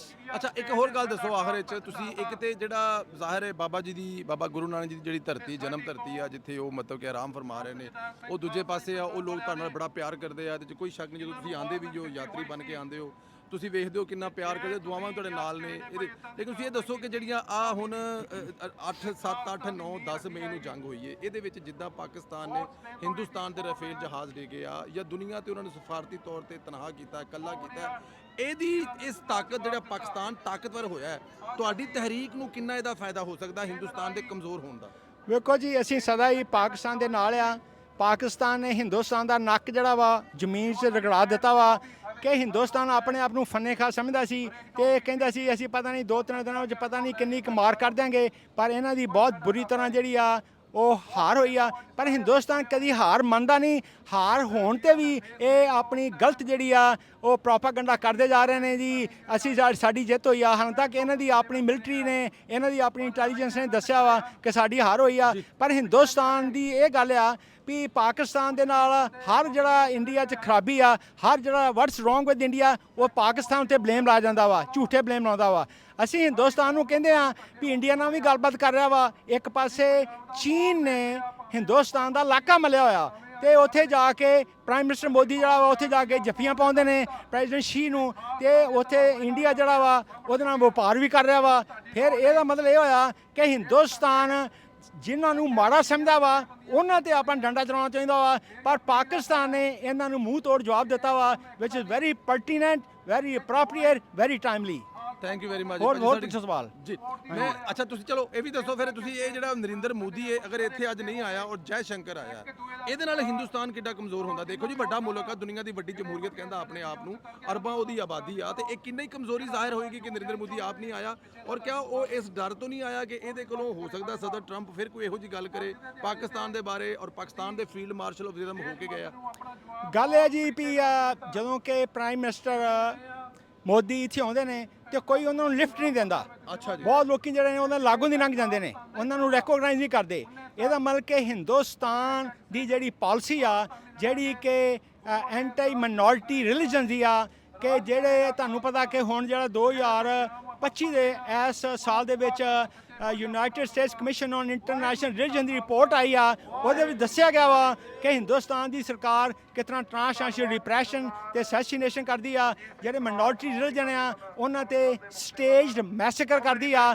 ਹੁਣ ਤੱਕ ਘੱਟ ਤੋਂ ਘੱਟ 37 ਸਟੇਜ ਮੈਸੇਕਰ ਮੁਸਲਿਮ ਦੇ ਕੀਤੇ ਨੇ। ਇਸ ਤਰ੍ਹਾਂ ਕਿ ਸਿੱਖਾਂ ਦੇ ਵੀ ਸਟੇਜ ਜਿਹੜੇ ਨੇ ਉਹ ਸਟੇਜ ਮੈਸੇਕਰ ਕੀਤੀ ਗਈ ਆ। ਕ੍ਰਿਸਚੀਅਨ ਦੇ ਉੱਤੇ ਵੀ ਜਿਹੜੇ ਹਮਲੇ ਹੋ ਰਹੇ ਨੇ। ਸਾਰੀ ਦੁਨੀਆ ਸਮਝ ਚੁੱਕੀ ਆ ਕਿ ਹਿੰਦੁਸਤਾਨ ਜਿਹੜਾ ਵਾ ਸਿਰਫ ਇੱਕ ਇੰਡੀਆ ਨੂੰ ਹਿੰਦੂਤਵ ਦਾ ਦੇਸ਼ ਬਣਾਉਣਾ ਚਾਹੁੰਦਾ ਵਾ। ਯੂਰਪੀਅਨ ਯੂਨੀਅਨ ਨੇ ਇਹ ਕਿਹਾ ਵਾ ਕਿ ਅਸੀਂ ਹਿੰਦੁਸਤਾਨ ਦੇ ਨਾਲ ਕੋਈ ਵੀ ਐਗਰੀਮੈਂਟ ਟ੍ਰੇਡ ਦਾ ਸਾਈਨ ਨਹੀਂ ਕਰਨਾ ਜਿੰਨਾ ਚਿਰ ਤੱਕ ਮੋਦੀ ਸਰਕਾਰ ਸਾਨੂੰ ਲਿਖ ਕੇ ਨਹੀਂ ਦਿੰਦੀ ਕਿ ਉਹ ਧਾਰਮਿਕ ਆਜ਼ਾਦੀ ਲੋਕਾਂ ਨੂੰ ਦੇਣਗੇ। ਪਾਕਿਸਤਾਨ ਦੇ ਪੰਜਾਬੀ ਭਰਾਵਾਂ ਵਾਸਤੇ, ਪਾਕਿਸਤਾਨੀਆਂ ਵਾਸਤੇ ਕੋਈ ਤੁਹਾਡਾ ਪੈਗਾਮ, ਕੋਈ ਤੁਹਾਡਾ ਮੈਸੇਜ? ਵੇਖੋ ਜੀ, ਮੈਂ ਆਪਣੇ ਪਾਕਿਸਤਾਨ ਦੇ ਸਾਰੇ ਅਵਾਮ ਨੂੰ ਤੇ ਖਾਸ ਕਰਕੇ ਪਾਕਿਸਤਾਨ ਦੇ ਪੰਜਾਬੀ ਭਰਾਵਾਂ ਨੂੰ ਇਹ ਬੇਨਤੀ ਕਰਦਾ ਵਾਂ, ਯਾਰ ਆਪਾਂ ਜਿਹੜੀ ਆ ਬ੍ਰਦਰਹੁੱਡ ਦੇ ਇੱਕ ਨੈਚੁਰਲ ਬ੍ਰਦਰਹੁੱਡ ਹੈ ਜਿਹੜੀ ਬ੍ਰਦਰਹੁੱਡ ਹਿਊਮੈਨਿਟੀ ਦੀ ਗੱਲ ਕਰਦੀ ਆ, ਉਹਦੇ ਅਸੀਂ ਪੱਖਦਾਰ ਆ। ਸੋ ਇੱਕ ਪਾਸੇ ਹਿੰਦੁਸਤਾਨ ਦੀ ਸਰਕਾਰ ਆ ਜਿਹੜੀ ਕਿ ਸਿਰਫ ਹਿੰਦੂਤਵ ਦੀ ਗੱਲ ਕਰਦੀ ਆ। ਅਸੀਂ ਸਰਬੱਤ ਦਾ ਭਲਾ ਮੰਗਣ ਵਾਲੇ ਲੋਕ ਆ। ਇੰਟਰਨੈਸ਼ਨਲ ਯੂਨੀਵਰਸਲ ਬ੍ਰਦਰਹੁੱਡ ਵਿੱਚ ਬਿਲੀਵ ਕਰਦੇ ਆ। ਯੂਨੀਵਰਸਲ ਡੈਕਲੇਰੇਸ਼ਨ ਹਿਊਮਨ ਰਾਈਟਸ ਦੀ ਗੱਲ ਕਰਦੇ ਆ। So we have natural brotherhood and you can say we are coordinating with each other and we have association with each other. Thank you very much ji. ਮੈਂ ਇਹੀ ਕਹਾਂਗਾ ਪਾਕਿਸਤਾਨ ਜ਼ਿੰਦਾਬਾਦ ਤੇ ਖਾਲਿਸਤਾਨ ਜ਼ਿੰਦਾਬਾਦ। ਬਹੁਤ ਮਿਹਰਬਾਨੀ। Thank you very much. Thank you. ਅੱਛਾ ਜੀ, ਅਸੀਂ ਇੱਕ ਅਕਸਰ ਗੱਲ ਸੁਣਦੇ ਆ ਕਿ ਜਿਹੜੀ ਤਹਿਰੀਕੇ ਖਾਲਿਸਤਾਨ ਹੈ ਇਹਦੇ ਵਾਸਤੇ ਜੋ ਬਜ਼ੁਰਗ ਲੋਕ ਨੇ ਉਹ ਹਮੇਸ਼ਾ ਇਕੱਠੇ ਹੁੰਦੇ ਨੇ। ਸਾਨੂੰ ਇੱਕ ਜਵਾਨ ਨਜ਼ਰ ਆਏ ਨੇ ਜਿਹੜੇ ਕਿ ਸਿੱਖ ਫਾਰ ਜਸਟਿਸ ਪਾਰਟੀ ਨਾਲ ਇਹਨਾਂ ਦਾ ਤਾਲੁਕ ਹੈ ਔਰ ਇਹਨਾਂ ਦੀ ਪਾਰਟੀ ਦੇ ਪੰਨੂ ਸਾਹਿਬ ਵੱਡੇ ਲੀਡਰ ਹੋਏ ਨੇ ਜੀ। ਅਸੀਂ ਉਹਨਾਂ ਨੂੰ ਹਮੇਸ਼ਾ ਵੇਖਦੇ ਰਹੇ ਹਾਂ, ਉਹਨਾਂ ਨੂੰ ਸੁਣਦੇ ਰਹੇ ਹਾਂ। ਤੁਸੀਂ ਦੱਸੋ ਕਿ ਤੁਸੀਂ ਆਪਣੀ ਪਾਰਟੀ ਦੇ ਬਾਰੇ, ਇਸ ਤਹਿਰੀਕ ਦੇ ਬਾਰੇ ਔਰ ਆਪਣੇ ਲੀਡਰਾਂ ਦੇ ਬਾਰੇ ਕੁਝ ਦੱਸੋਗੇ ਕਿ ਕਿਸ ਤਰ੍ਹਾਂ ਕਰਕੇ ਇੱਕ ਤੇ ਹਾਦਸੇ ਹੋਏ ਔਰ ਪੂਰੀ ਦੁਨੀਆ ਤੁਹਾਡੀ ਇਸ ਤਹਿਰੀਕ ਨੂੰ ਕਿਸ ਤਰ੍ਹਾਂ ਦੇਖ ਰਹੀ ਹੈ? ਮੇਰੇ ਖਿਆਲ 'ਚ ਪਹਿਲਾਂ ਤਾਂ ਮੈਂ ਪਾਕਿਸਤਾਨ ਦੀ ਆਵਾਮ ਨੂੰ ਸਾਰਿਆਂ ਨੂੰ ਵਾਹਿਗੁਰੂ ਜੀ ਕਾ ਖਾਲਸਾ, ਵਾਹਿਗੁਰੂ ਜੀ ਕੀ ਫਤਿਹ। ਜਿਹੜੇ ਦੁਨੀਆ ਭਰ ਦੇ ਵਿੱਚ ਸਾਨੂੰ ਦੇਖਦੇ ਪਏ ਆ, ਗੱਲ ਇੱਥੇ ਦੇਖਣੀ ਪੈਣੀ ਹੈ ਕਿ ਅੱਜ ਪਾਕਿਸਤਾਨ ਜਿਹੜਾ ਉਹ ਕਿਸ ਪੋਜੀਸ਼ਨ ਦੇ ਉੱਪਰ ਖੜਾ। ਪਿਛਲੇ 70 ਸਾਲਾਂ ਤੋਂ ਦੇਖਦੇ ਆ ਜੀ, ਭਾਰਤ ਜਿਹੜਾ ਉਹ ਲਗਾਤਾਰ ਇੰਟਰਨੈਸ਼ਨਲ ਫੋਰਮ ਦੇ ਉੱਪਰ ਇਹ ਗੱਲ ਕਹਿ ਰਿਹਾ ਕਿ ਪਾਕਿਸਤਾਨ ਜਿਹੜਾ ਉਹ ਅੱਤਵਾਦ ਫੈਲਾ ਰਿਹਾ, ਉਹ ਟੈਰਰਿਜ਼ਮ ਫੈਲਾ ਰਿਹਾ। ਪਰ ਅਸਲ ਦੇ ਵਿੱਚ ਟੈਰਰਿਜ਼ਮ ਫੈਲਾ ਕੌਣ ਰਿਹਾ ਇਹਦੀ ਗੱਲ ਕੋਈ ਨਹੀਂ ਦੇਖਦਾ ਪਿਆ, ਕਿਉਂਕਿ ਇੰਡੀਆ ਦੇ ਕੋਲ ਉਹ ਵਾਲੇ ਸੋਰਸਿਸ ਹੈਗੇ ਆ ਜਿਹੜੇ ਪਾਕਿਸਤਾਨ ਦੇ ਕੋਲ ਸੋਰਸਿਸ ਨਹੀਂ ਸੀਗੇ ਜੀ। ਅੱਜ ਅਸੀਂ ਦੇਖਿਆ ਕਿ ਗੁਰਪਤਵੰਤ ਸਿੰਘ ਪੰਨੂ ਹੋਰਾਂ ਨੂੰ ਕਤਲ ਕਰਨ ਦੇ ਲਈ ਇੰਡੀਆ ਦੀ ਜਿਹੜੀ ਖੁਫੀਆ ਏਜੰਸੀ ਹੈ ਰਾਹ, ਉਹਦਾ ਜਿਹੜਾ ਇੱਕ ਅਫਸਰ ਸੀਗਾ ਵਿਕਾਸ ਯਾਦਵ, ਉਹ ਇਹ ਸਲਾਹ ਕਰ ਰਿਹਾ, ਜਿਹੜਾ ਨਿਖਿਲ ਗੁਪਤਾ ਨੂੰ ਕਹਿ ਰਿਹਾ ਕਿ ਮੈਂ ਤੈਨੂੰ ਜਹਾਜ਼ ਭਰ ਕੇ ਹਥਿਆਰ ਦਿਆਂਗਾ। ਹੁਣ ਗੱਲ ਇਹ ਹੈ ਕਿ ਅੱਜ ਜਦੋਂ ਇਹ ਜਿਹੜਾ ਐਵੀਡੈਂਸ ਹੈ ਇਹ ਕੋਈ ਬੰਦਾ ਨਹੀਂ ਕਰ ਰਿਹਾ, ਕੋਈ ਆਮ ਬੰਦਾ ਨਹੀਂ ਕਰਦਾ ਪਿਆ, ਨਾ ਉਹਨਾਂ ਦੀ ਹਕੂਮਤ ਕਰ ਰਹੀ ਹੈ। ਨਹੀਂ, ਇਹ ਅਮਰੀਕਾ ਦੀ ਹਕੂਮਤ FBI ਕਹਿ ਰਹੀ ਆ। ਇਹ ਅਮਰੀਕਾ ਦਾ ਐਵੀਡੈਂਸ ਹੈ ਜਿਹੜਾ ਅਦਾਲਤ ਦੇ ਵਿੱਚ ਲੱਗਿਆ, ਜਿਹਦੇ ਵਿੱਚ ਇਹ ਗੱਲ ਕੀਤੀ ਗਈ ਆ ਕਿ ਇੰਡੀਆ ਦੀ ਜਿਹੜੀ ਰਾਹ ਹੈਗੀ ਆ ਉਹ ਦੁਨੀਆ ਭਰ ਦੇ ਵਿੱਚ ਨੈਰੋਟਿਕਸ ਜਿਹੜਾ ਇੱਕ ਨਸ਼ੇ ਦਾ ਅੱਤਵਾਦ ਆ ਉਹ ਫੈਲਾ ਰਹੀ ਆ, ਤੇ ਨਾਲ ਅਮਰੀਕਾ ਦੀ FBI ਦੱਸ ਰਹੀ ਆ ਕਿ ਭਾਰਤ ਉਹ ਸਟੇਟ ਆ, ਇੰਡੀਆ ਉਹ ਸਟੇਟ ਆ ਜਿਹੜੀ ਦੁਨੀਆ ਭਰ ਦੇ ਵਿੱਚ ਹਥਿਆਰਾਂ ਦੀ ਤਸਕਰੀ ਕਰਦੀ ਪਈ ਆ, ਜਹਾਜ਼ ਭੇਜਦੀ ਪਈ ਆ। ਸੋ ਜਦੋਂ ਆਪਾਂ ਪਾਕਿਸਤਾਨ ਦੇ ਵਿੱਚ ਦੇਖਦੇ ਆ, ਪਾਕਿਸਤਾਨ ਦੇ ਵਿੱਚ ਚਾਹੇ ਉਹ ਬਲੋਚਿਸਤਾਨ ਦੇ ਵਿੱਚ ਜੋ ਐਕਟੀਵਿਟੀਆਂ ਹੁੰਦੀਆਂ ਜਾਂ ਪਾਕਿਸਤਾਨ ਦੇ ਹੋਰ ਇਲਾਕਿਆਂ ਦੇ ਵਿੱਚ ਜਿਹੜੇ ਮਜ਼ਲੂਮ ਲੋਕ ਮਰਦੇ ਪਏ ਆ, ਉਹਨਾਂ ਨੂੰ ਅਸਲ ਦੇ ਵਿੱਚ ਕੌਣ ਕਤਲ ਕਰ ਰਿਹਾ, ਉਹਨਾਂ ਉੱਥੇ ਪਾਕਿਸਤਾਨ ਦੇ ਵਿੱਚ ਅੱਤਵਾਦ ਕੌਣ ਫੈਲਾ ਰਿਹਾ? ਪਾਕਿਸਤਾਨ ਦੇ ਵਿੱਚ ਅੱਤਵਾਦ ਜਿਹੜਾ ਉਹ ਭਾਰਤ ਫੈਲਾ ਰਿਹਾ। ਅੱਜ ਟਾਈਮ ਹੈ ਪਾਕਿਸਤਾਨ ਦੇ ਕੋਲ, ਕਿਉਂਕਿ ਪਾਕਿਸਤਾਨ ਜਿਹੜਾ ਇਸ ਸਮੇਂ ਯੂਨਾਈਟਿਡ ਨੇਸ਼ਨਸ ਦਾ ਮੈਂਬਰ ਵੀ ਹੈਗਾ, ਤੇ ਜਿਹੜੇ 15 ਮੈਂਬਰ ਹਨ ਜਿਹਦੇ ਵਿੱਚੋਂ 5 ਮੈਂਬਰ ਜਿਹੜੇ ਆ ਉਹ ਪਰਮਾਨੈਂਟ ਹੈਗੇ ਆ, 10 ਮੈਂਬਰ ਜਿਹੜੇ ਆ ਉਹ ਟੈਂਪਰੇਰੀ ਹੁੰਦੇ ਆ। ਉਹਦੇ ਵਿੱਚ ਅੱਜ ਪਾਕਿਸਤਾਨ ਦੇ ਕੋਲ ਇਹ ਸਮਾਂ ਕਿ ਪਾਕਿਸਤਾਨ ਇਹ ਐਵੀਡੈਂਸ ਜਿਹੜੇ ਆ ਅਮਰੀਕਾ ਦੇ ਉਹ ਯੂਨਾਈਟਿਡ ਨੇਸ਼ਨਸ ਦੇ ਵਿੱਚ ਰੱਖੇ, ਅਮਰੀਕਾ ਦੇ ਸਾਹਮਣੇ ਰੱਖੇ ਕਿ ਇਹ ਅਮਰੀਕਾ ਦੀ ਫਾਈਂਡਿੰਗ ਕਹਿ ਰਹੀ ਆ ਕਿ ਭਾਰਤ ਜਿਹੜਾ ਉਹ ਅੱਤਵਾਦ ਫੈਲਾ ਰਿਹਾ, ਪਾਕਿਸਤਾਨ ਅੱਤਵਾਦ ਨਹੀਂ ਫੈਲਾ ਰਿਹਾ। ਔਰ ਭਾਰਤ ਦਾ ਇਹ ਜ਼ੋਰ ਲੱਗਿਆ ਹੋਇਆ ਯੂਨਾਈਟਿਡ ਨੇਸ਼ਨਸ ਦੇ ਵਿੱਚ ਵੀ ਕਿ ਪਾਕਿਸਤਾਨ ਨੂੰ ਇੱਕ ਟੈਰਰਿਸਟ ਸਟੇਟ ਜਿਹੜਾ ਡਿਕਲੇਅਰ ਕੀਤਾ ਜਾਏ।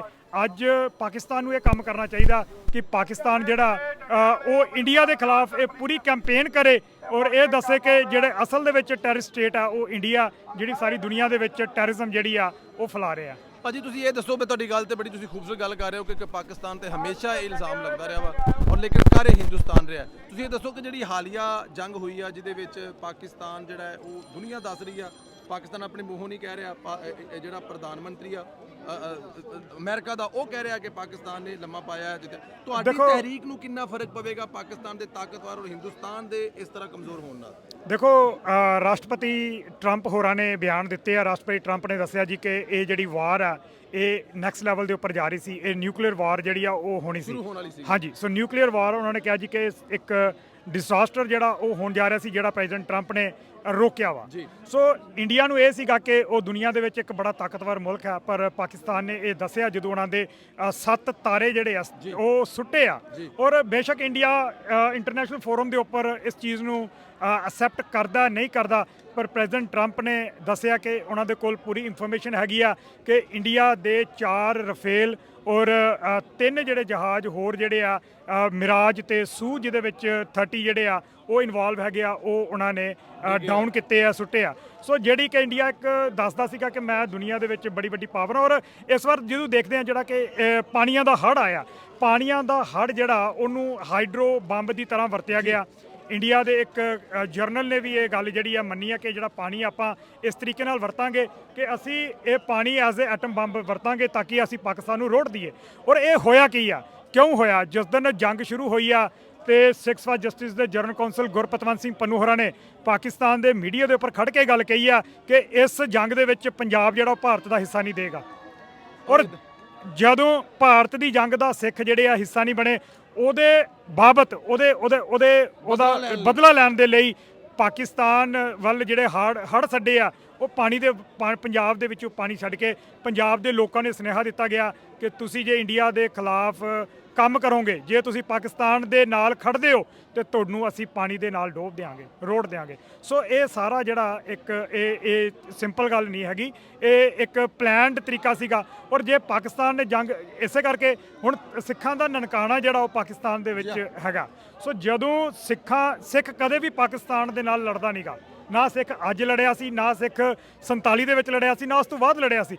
ਇਹ ਲੜਾਈ ਜਿਹੜੀ ਆ ਹਿੰਦੁਸਤਾਨ ਦੀ ਸੀ, ਉਹਦੇ ਵਿੱਚ ਸਿੱਖਾਂ ਨੂੰ ਧੱਕੇ ਦੇ ਨਾਲ ਹਿੱਸਾ ਬਣਾਇਆ ਗਿਆ। ਪਰ ਉਹਦੇ ਵਿੱਚ ਅੱਜ 6 ਫਾਰ ਜਸਟਿਸ ਨੇ ਬਿਲਕੁਲ ਇਹ ਗੱਲ ਜਿਹੜੀ ਆ ਉਹ ਕਲੀਅਰ ਕਰ ਦਿੱਤੀ ਆ, ਸਪਸ਼ਟ ਕਰ ਦਿੱਤੀ ਆ ਕਿ ਇਹ ਜੰਗ ਜਿਹੜੀ ਆ ਇਹ ਭਾਰਤ ਦੀ ਆ, ਸਿੱਖਾਂ ਦੀ ਨਹੀਂ ਹੈਗੀ। ਸਿੱਖ ਇਸ ਜੰਗ ਦਾ ਹਿੱਸਾ ਨਹੀਂ ਹੈਗੇ। ਸਿੱਖ ਇਸ ਜੰਗ ਦਾ ਨਹੀਂ ਹਿੱਸਾ ਹੈਗਾ ਔਰ ਸਿੱਖ ਹਮੇਸ਼ਾ ਪਾਕਿਸਤਾਨ ਨਾਲ ਨੇ। ਪਾਕਿਸਤਾਨ ਵੀ ਤੁਹਾਡੇ ਨਾਲ ਹੈ, ਪਾਕਿस्तान ਦੀ ਆਵਾਮ ਵੀ ਤੁਹਾਡੇ ਨਾਲ ਹੈ। ਸਾਡੀਆਂ ਬਹੁਤ ਸਾਰੀਆਂ ਦੁਆਵਾਂ ਤੁਹਾਡੇ ਨਾਲ। थैंक यू वेरी मच भाजी, thank you sir, thank you ji. अच्छा जी, इस वक्त यूनाइटेड नेशन के बाहर हैं और यहाँ पे आज हिंदुस्तान जो है उसके ज़ाहिर है वज़ीर आज़म साहब तो आए नहीं है मोदी, लेकिन उनके जो जयशंकर साहब है वो आए हैं। कश्मीरियों की एक बहुत बड़ी यहाँ पर तादाद मौजूद है, वो प्रोटेस्ट कर रहे हैं और कश्मीरी रहनुमा जो हैं वो हमारे साथ हैं, उनसे बात करते हैं। अस्सलाम वालेकुम। ये मेरा नाम सरदार सवार खान है और हम गुज़श्ता 40 साल से यहाँ पर एहतजाजी मुजाहरे करते हैं और हिंदुस्तान को याद दिलाते हैं कि आपने कश्मीर का केस यहाँ लाया था और यूनाइटेड नेशन से रेजोल्यूशन पास हुई थी कि कश्मीर के अंदर रेफरेंडम कराया जाएगा। लिहाजा आज भी हम हिंदुस्तान को याद दिलाते हैं कि जब तक कश्मीर के अंदर रेफरेंडम नहीं होगा, आप यकीन जानें कि आप 10 दफ़ा लेजिस्लेशन कर सकें तो वो लेजिस्लेशन काबिल अमल नहीं है, इसलिए कि कश्मीर जो है पार्ट ऑफ इंडिया है ही नहीं है और इंडिया की पार्लियामेंट कश्मीर एक मुतनाज़ा इलाका है, उसके बारे में कोई कानून पास कर ही नहीं सकती। तो लिहाजा हम सेक्रेटरी जनरल से ये डिमांड करते हैं कि आपके मिलिट्री ऑब्जर्वर श्रीनगर के अंदर मौजूद हैं, आपके पास सारी रिपोर्ट्स मौजूद हैं। लिहाजा हम मुतालबा करते हैं कि कश्मीर के अंदर रेफरेंडम कराया जाए और रेफरेंडम कराकर हम ये कहते हैं कि कश्मीरी फैसला करें कि वो क्या चाहते हैं, वो हिंदुस्तान के साथ मिलना चाहते हैं, पाकिस्तान के साथ मिलना चाहते हैं, या उनकी क्या राय है। तो लिहाजा इसलिए हम आज यहाँ पर एहतजाज कर रहे हैं। तो इंशाअल्लाह हमें यकीन है कि हमें आज नहीं तो कल सही, लेकिन हमें आज़ादी ज़रूर हासिल हो। हमारी भी ये दुआ है। फिर साथ ही मैं ये मुतालबा करना चाहता हूँ कि कश्मीर के अंदर यासीन मलिक समेत जो कश्मीरी लीडरशिप इस वक्त जेलों के अंदर है, उनको रहा किया जाए। आप किसी तशद्दुद के ज़रिए, किसी ताकत के ज़रिए हमारा फ़ैसला चेंज नहीं कर सकते। लिहाजा यासीन मलिक को रहा किया जाए, इसी में आपकी बेहतरी है। कश्मीर की आवाम का फैसला कश्मीर को करने दिया जाए, यही यूनाइटेड नेशन ने जो है वो कहा था और आज भी कह रही हैं। हमारे साथ दूसरे भी लोग हैं, उनसे भी बात करेंगे। आप ज़रा ये बताइए कि इस वक्त 2019 में जो हिंदुस्तान ने किया और उसके बाद फिर जिस तरह चीज़ें चलती रही, इस वक्त लद्दाख और दूसरे इलाकों में जो बड़े पुरअमन लोग हैं, जो किसी किस्म के करते कश्मीरी, उनके साथ भी हिंदुस्तान की तरफ से जुल्म सितम किया जा रहा है, उस पर क्या कहें? औज़ुबिल्लाहिमिनश्शैतानिर्रजीम, बिस्मिल्लाहिर्रहमानिर्रहीम। जनाब, आपने टेररिस्ट नरेंद्र मोदी का नाम लिया है। वो टेररिस्ट नरेंद्र मोदी जो कि सब कुछ ठीक चल रहा था, रात के अंधेरे में पाकिस्तान के ऊपर अटैक किया, फिर कश्मीर के मस्जिदों के ऊपर अटैक किया है। और मैं पाक आर्मी और पाकिस्तान गवर्नमेंट को दिल की अथाह गहराइयों से मुबारकबाद देते हुए उनका शुक्रिया अदा करता हूँ। उन्होंने कहा वेट करो, हम आपको जवाब देते हैं आपने जो किया। और मेरा रब बड़ा गफूर और रहीम है। हमारी आर्मी ने, हमारी हुकूमत ने जो है उनको जवाब दिया, वो एक बेहतरीन जवाब था। पूरी दुनिया ने देखा और पूरी दुनिया ने ये गवाही दी कि नरेंद्र मोदी टेररिस्ट है। वो हिंदुस्तान के अंदर टेररिज्म फैला रहा है और वो एटमी गुफ्तगू के दरमियान जंग करवाना चाहता है। फिर उसी वक्त डोनाल्ड ट्रंप साहब के पास दौड़ के पहुंचा जब उसके साथ जहाज गिरे और बाकी जो उसका नुकसान हुआ, तो सब मुल्कों के पास जाके उसने बेगिंग किया। जब उन्होंने पाकिस्तान से कहा कि इस जंग को स्टॉप करवाया जाए, तो पाकिस्तान ने कहा ना हमने शुरू किया है, ना हम इंसानियत के कातिल हैं, हम ये चाहते हैं कि ये जंग स्टॉप होनी चाहिए, क्योंकि हम हिंदुस्तान के लोगों के नहीं, हम आरएसएस के गुंडे और नरेंद्र मोदी के दुश्मन हैं जो मुल्क के अंदर अमन को तबाह कर रहा है। उसके बाद जंग स्टॉप हो गई और फिर जब डोनाल्ड ट्रंप ने ये कहा कि ये जंग स्टॉप करवाई, तो इंडिया का रवैया पूरी दुनिया ने देखा। मैं ये आखिर पे कहना चाहता हूँ कि कश्मीरियों के साथ 1947 में जो वादा किया गया था 35A और 370 ख़त्म करके, नरेंद्र मोदी मकबूजा कश्मीर के अंदर टेररिज्म कर रहा है, इसको ख़त्म किया जाए। कश्मीरियों को राइट ऑफ वोट दिया जाए ताकि वो अपनी मर्जी से अपना फैसला कर सकें। मैं बहुत शुक्रिया अदा करता हूँ। मैं बिल्कुल इस बात पे तो एग्री करते हैं जी कि कश्मीर कश्मीरियों को फैसला अपनी किस्मत का खुद करना चाहिए। कश्मीरियों का फैसला कोई दूसरा मुल्क इसलिए नहीं कर सकता कि ये राइट है कश्मीरियों का, वोट जो होता है वो आपका हक है और कश्मीरियों को फैसला मिलना करे, और यूनाइटेड नेशन भी ये कह चुका है। जी आप फरमाइए ज़रा, ये जो पूरा सेगमेंट चल रहा है जी, हलीम खान साहब वज़ीर आज़म जो हैं हिंदुस्तान के, वो तो आए ही नहीं है, क्या वो आपसे डर कर नहीं आए? देखें जी, वो तो किसी से क्या, वो डरा हुआ तो है, इसमें कोई शक नहीं है। उसके साथ जो हुआ वो तो डेफिनेटली डरा हुआ है, लेकिन हमें ये इससे कोई गर्ज नहीं है कि उनका कोई नुमाइंदा यहाँ पे वज़ीर आज़म आता है या कोई उनका वज़ीर ख़ारजा आता है या कोई और आता है। हम ये बताना चाहते हैं पूरी दुनिया को, और बताते रहे हैं। हमारे ये डेमोस्ट्रेशन कोई नया नहीं है, हम हर साल यहाँ पे डेमोस्ट्रेशन करते हैं। 1947-48 से जो है ना कश्मीर के अंदर ब्रूटलिटी जारी है और killing of the on the mass level जारी है। तो हम ये दुनिया को बताना चाहते हैं कि you have a responsibility. The people sitting in this building has a responsibility because they have been a part of this problem. So they have to become a part of this solution. हम ये कहते हैं कि कश्मीर को United जो है nation जो है United nation should take Kashmir for 10 or 15 years in their own administration and make conducive environment for the referendum and let the people decide for their own future. We will not rest until we get that goal, and we will keep up this. आमीन सुम्मा आमीन। तो हमारे साथ एक दूसरे भी दोस्त हैं, वो जो काफ़ी जज्बाती भी हैं और काफ़ी नारे भी लगा रहे थे। एक तो आप बात करें और दूसरा मैं चाहूँगा कि आप कुछ नारे भी लगाइएगा ताकि ये जो लोग यहाँ पर खड़े हैं इनको ज़रा थोड़ा सा कश्मीर तूने पुकारा तो लहू खोल उठा, तेरे बेटे तेरे जांबाज चले आते हैं। हिंदुस्तानी साम्राज्य के नाम हमारा ये पैगाम है कि एक कश्मीर नहीं, हमें जानोगढ़ हैदराबाद भी लेना है। हमने सिकम जो एक रियासत है जिसने, अगर आप हिस्ट्री से वाकिफ है, उसने हला किया हुआ पाकिस्तान के साथ। वला ताहिनु वला तहज़नु व अंतुमुल आलौना इन कुंतुम मुमिनीन।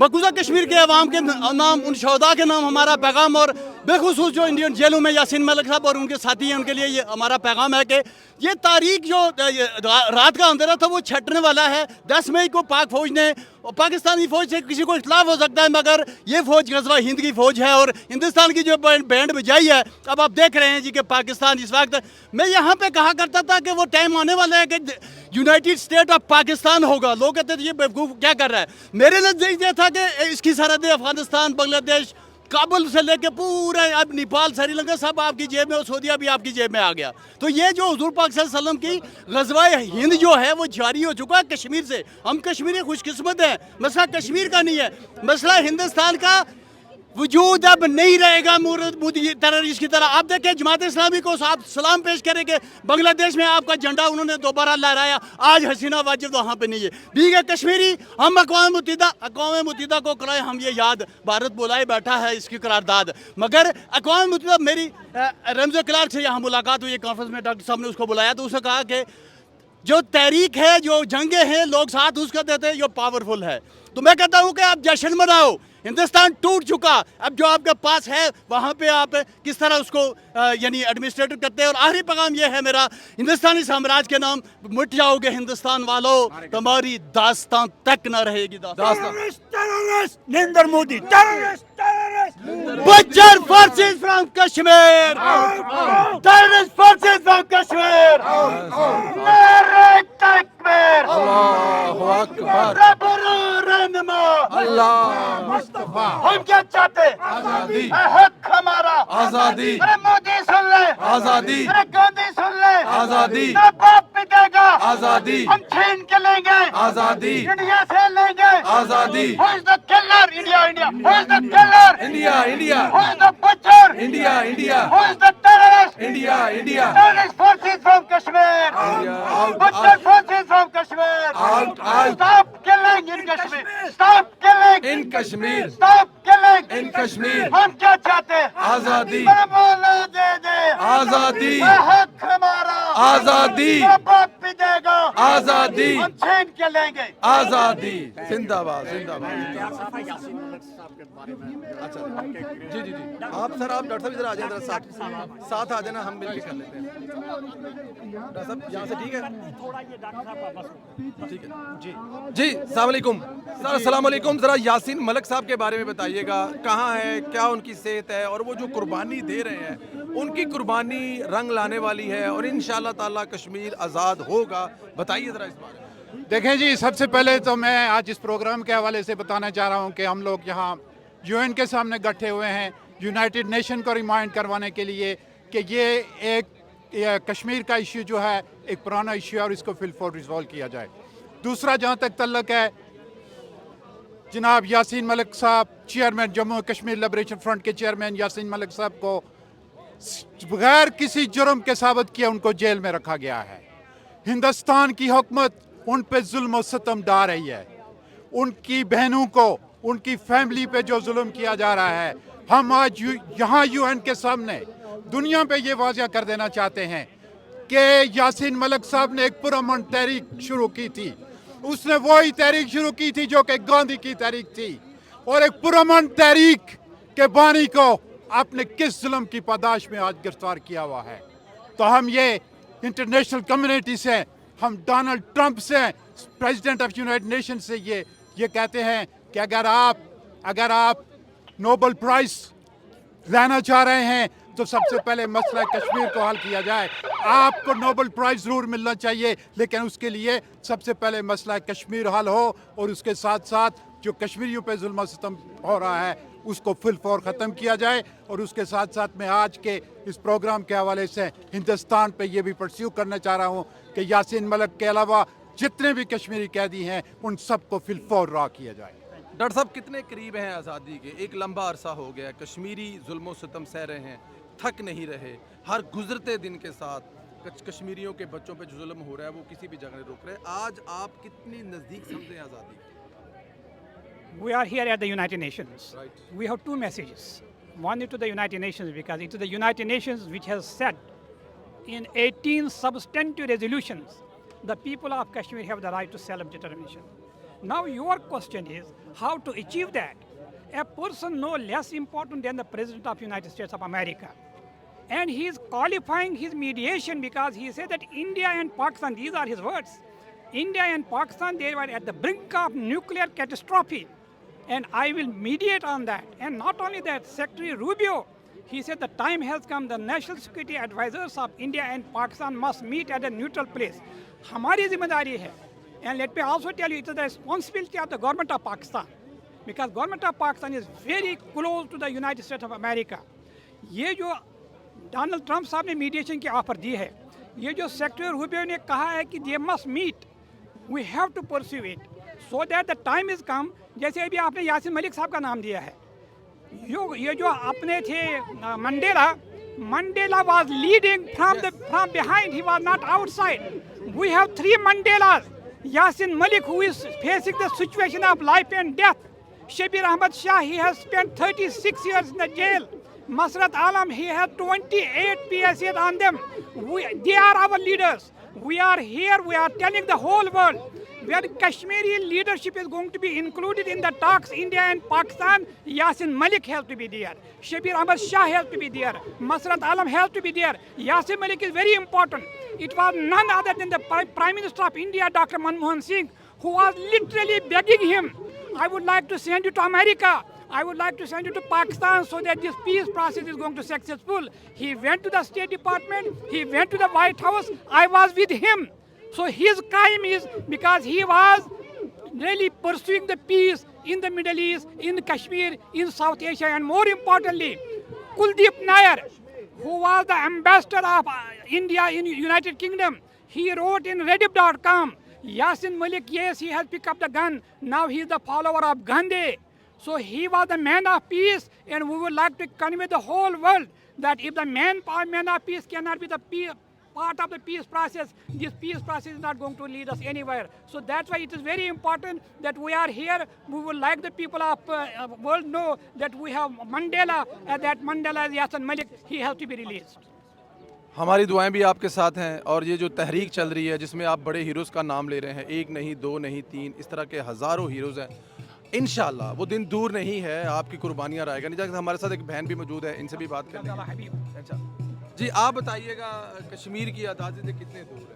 देखिए, मैं डैलस टेक्सास से स्पेशली यहाँ पे आई हूँ ताकि हम सब कश्मीरी मिल के अपनी आवाज़ बुलंद कर सकें कश्मीर की आज़ादी के लिए, कि अक़वाम मुत्तहिदा गुज़श्ता 78 सालों से जिस तरह मसला कश्मीर के हवालों से चश्म पोशी कर रही है, उसको हम बताएं दुनिया को कि अब मज़ीद कश्मीरी इंसानी हकूक़ की ये खिलाफ वर्जियाँ जो इंडिया की जानिब से हो रही हैं उसे मज़ीद बर्दाश्त करने के लिए तैयार नहीं है। और अब वक्त आ गया है कि कश्मीरियों को उनका हक़ खुद इरादियत जो अक़वाम मुत्तहिदा की करारदादों के मुताबिक तस्लीम शुदा है वो चाहिए। इसलिए आज हम यूनाइटेड नेशंस के सामने मौजूद हैं ताकि यूनाइटेड नेशंस को ये बता सकें कि जो प्रॉमिस कश्मीरियों से किया गया था उसे अब फिलफौर पूरा होना चाहिए। इसको पूरा होना चाहिए। जी जी सर, आप कुछ फरमाइए सर। बिस्मिल्लाहिर्रहमानिर्रहीम। आज यूनाइटेड नेशन के सामने हम सब लोग जमा हुए हैं कि हमारे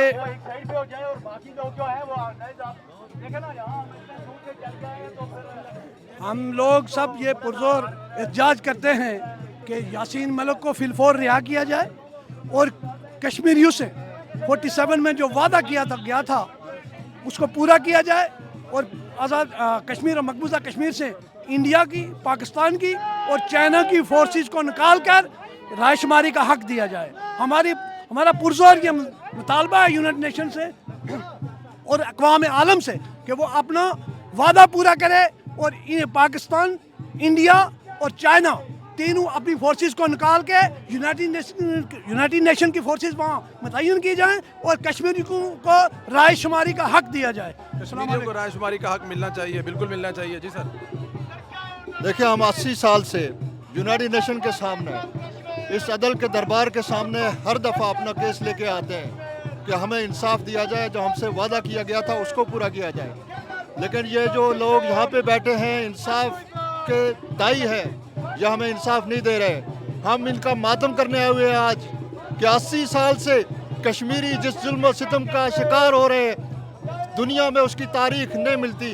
अगर ये समझते थे कि हम जुल्म और सितम से, जबरो, गोली और लाठी से कश्मीरियों की आवाज़ को दबा देंगे तो ये उनकी गलत फहमी थी। आज कश्मीरी अपने मौक़िफ़ पे उसी तरह खड़े हैं और हम उस वक्त तक खड़े रहेंगे जब तक हमें आज़ादी नहीं मिलती, और उसके लिए अपनी जानों के नजराने देने के लिए हर वक्त तैयार है। रात जितनी भी अंधेरी हो जाए उजाला होना है।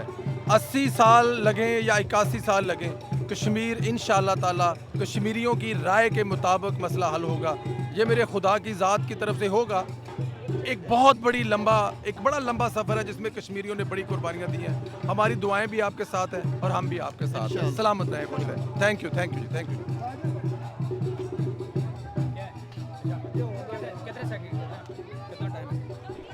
आपके पास कितना टाइम है? आपने बताना कि मैंने कितना टाइम बोला। आपके पास जितना टाइम है जितना आप जी। आज यहाँ पे हम यूनाइटेड नेशन के सामने कश्मीरी जो इंडिया के ख़िलाफ़ मुज़ाहरा कर रहे हैं, इसका मकसद ये है कि हम इंडिया को ये याद दिलाना चाहते हैं कि इंडिया यूनाइटेड नेशन के अंदर जो है वो 18 से ज़्यादा रेजोल्यूशन मौजूद हैं। उसके ऊपर रेजोल्यूशन के ऊपर जो है इंडिया ने हम कश्मीरियों से ये वादा किया था कि वो उनको ये हक़ देंगे कि वो अपने मुस्तकबिल का फ़ैसला करेंगे। और आज के दिन तमाम कश्मीरी और खालिस्तानी भाई यहाँ पे एहतजाज करके ये वादा याद दिला रहे हैं कि फिलफौर जो है वो कश्मीरियों को ये हक़ दिया जाए कि वो अपने मुस्तकबिल का फ़ैसला करें। बहुत शुक्रिया। थैंक यू वेरी मच जी, थैंक यू जी, थैंक यू जी।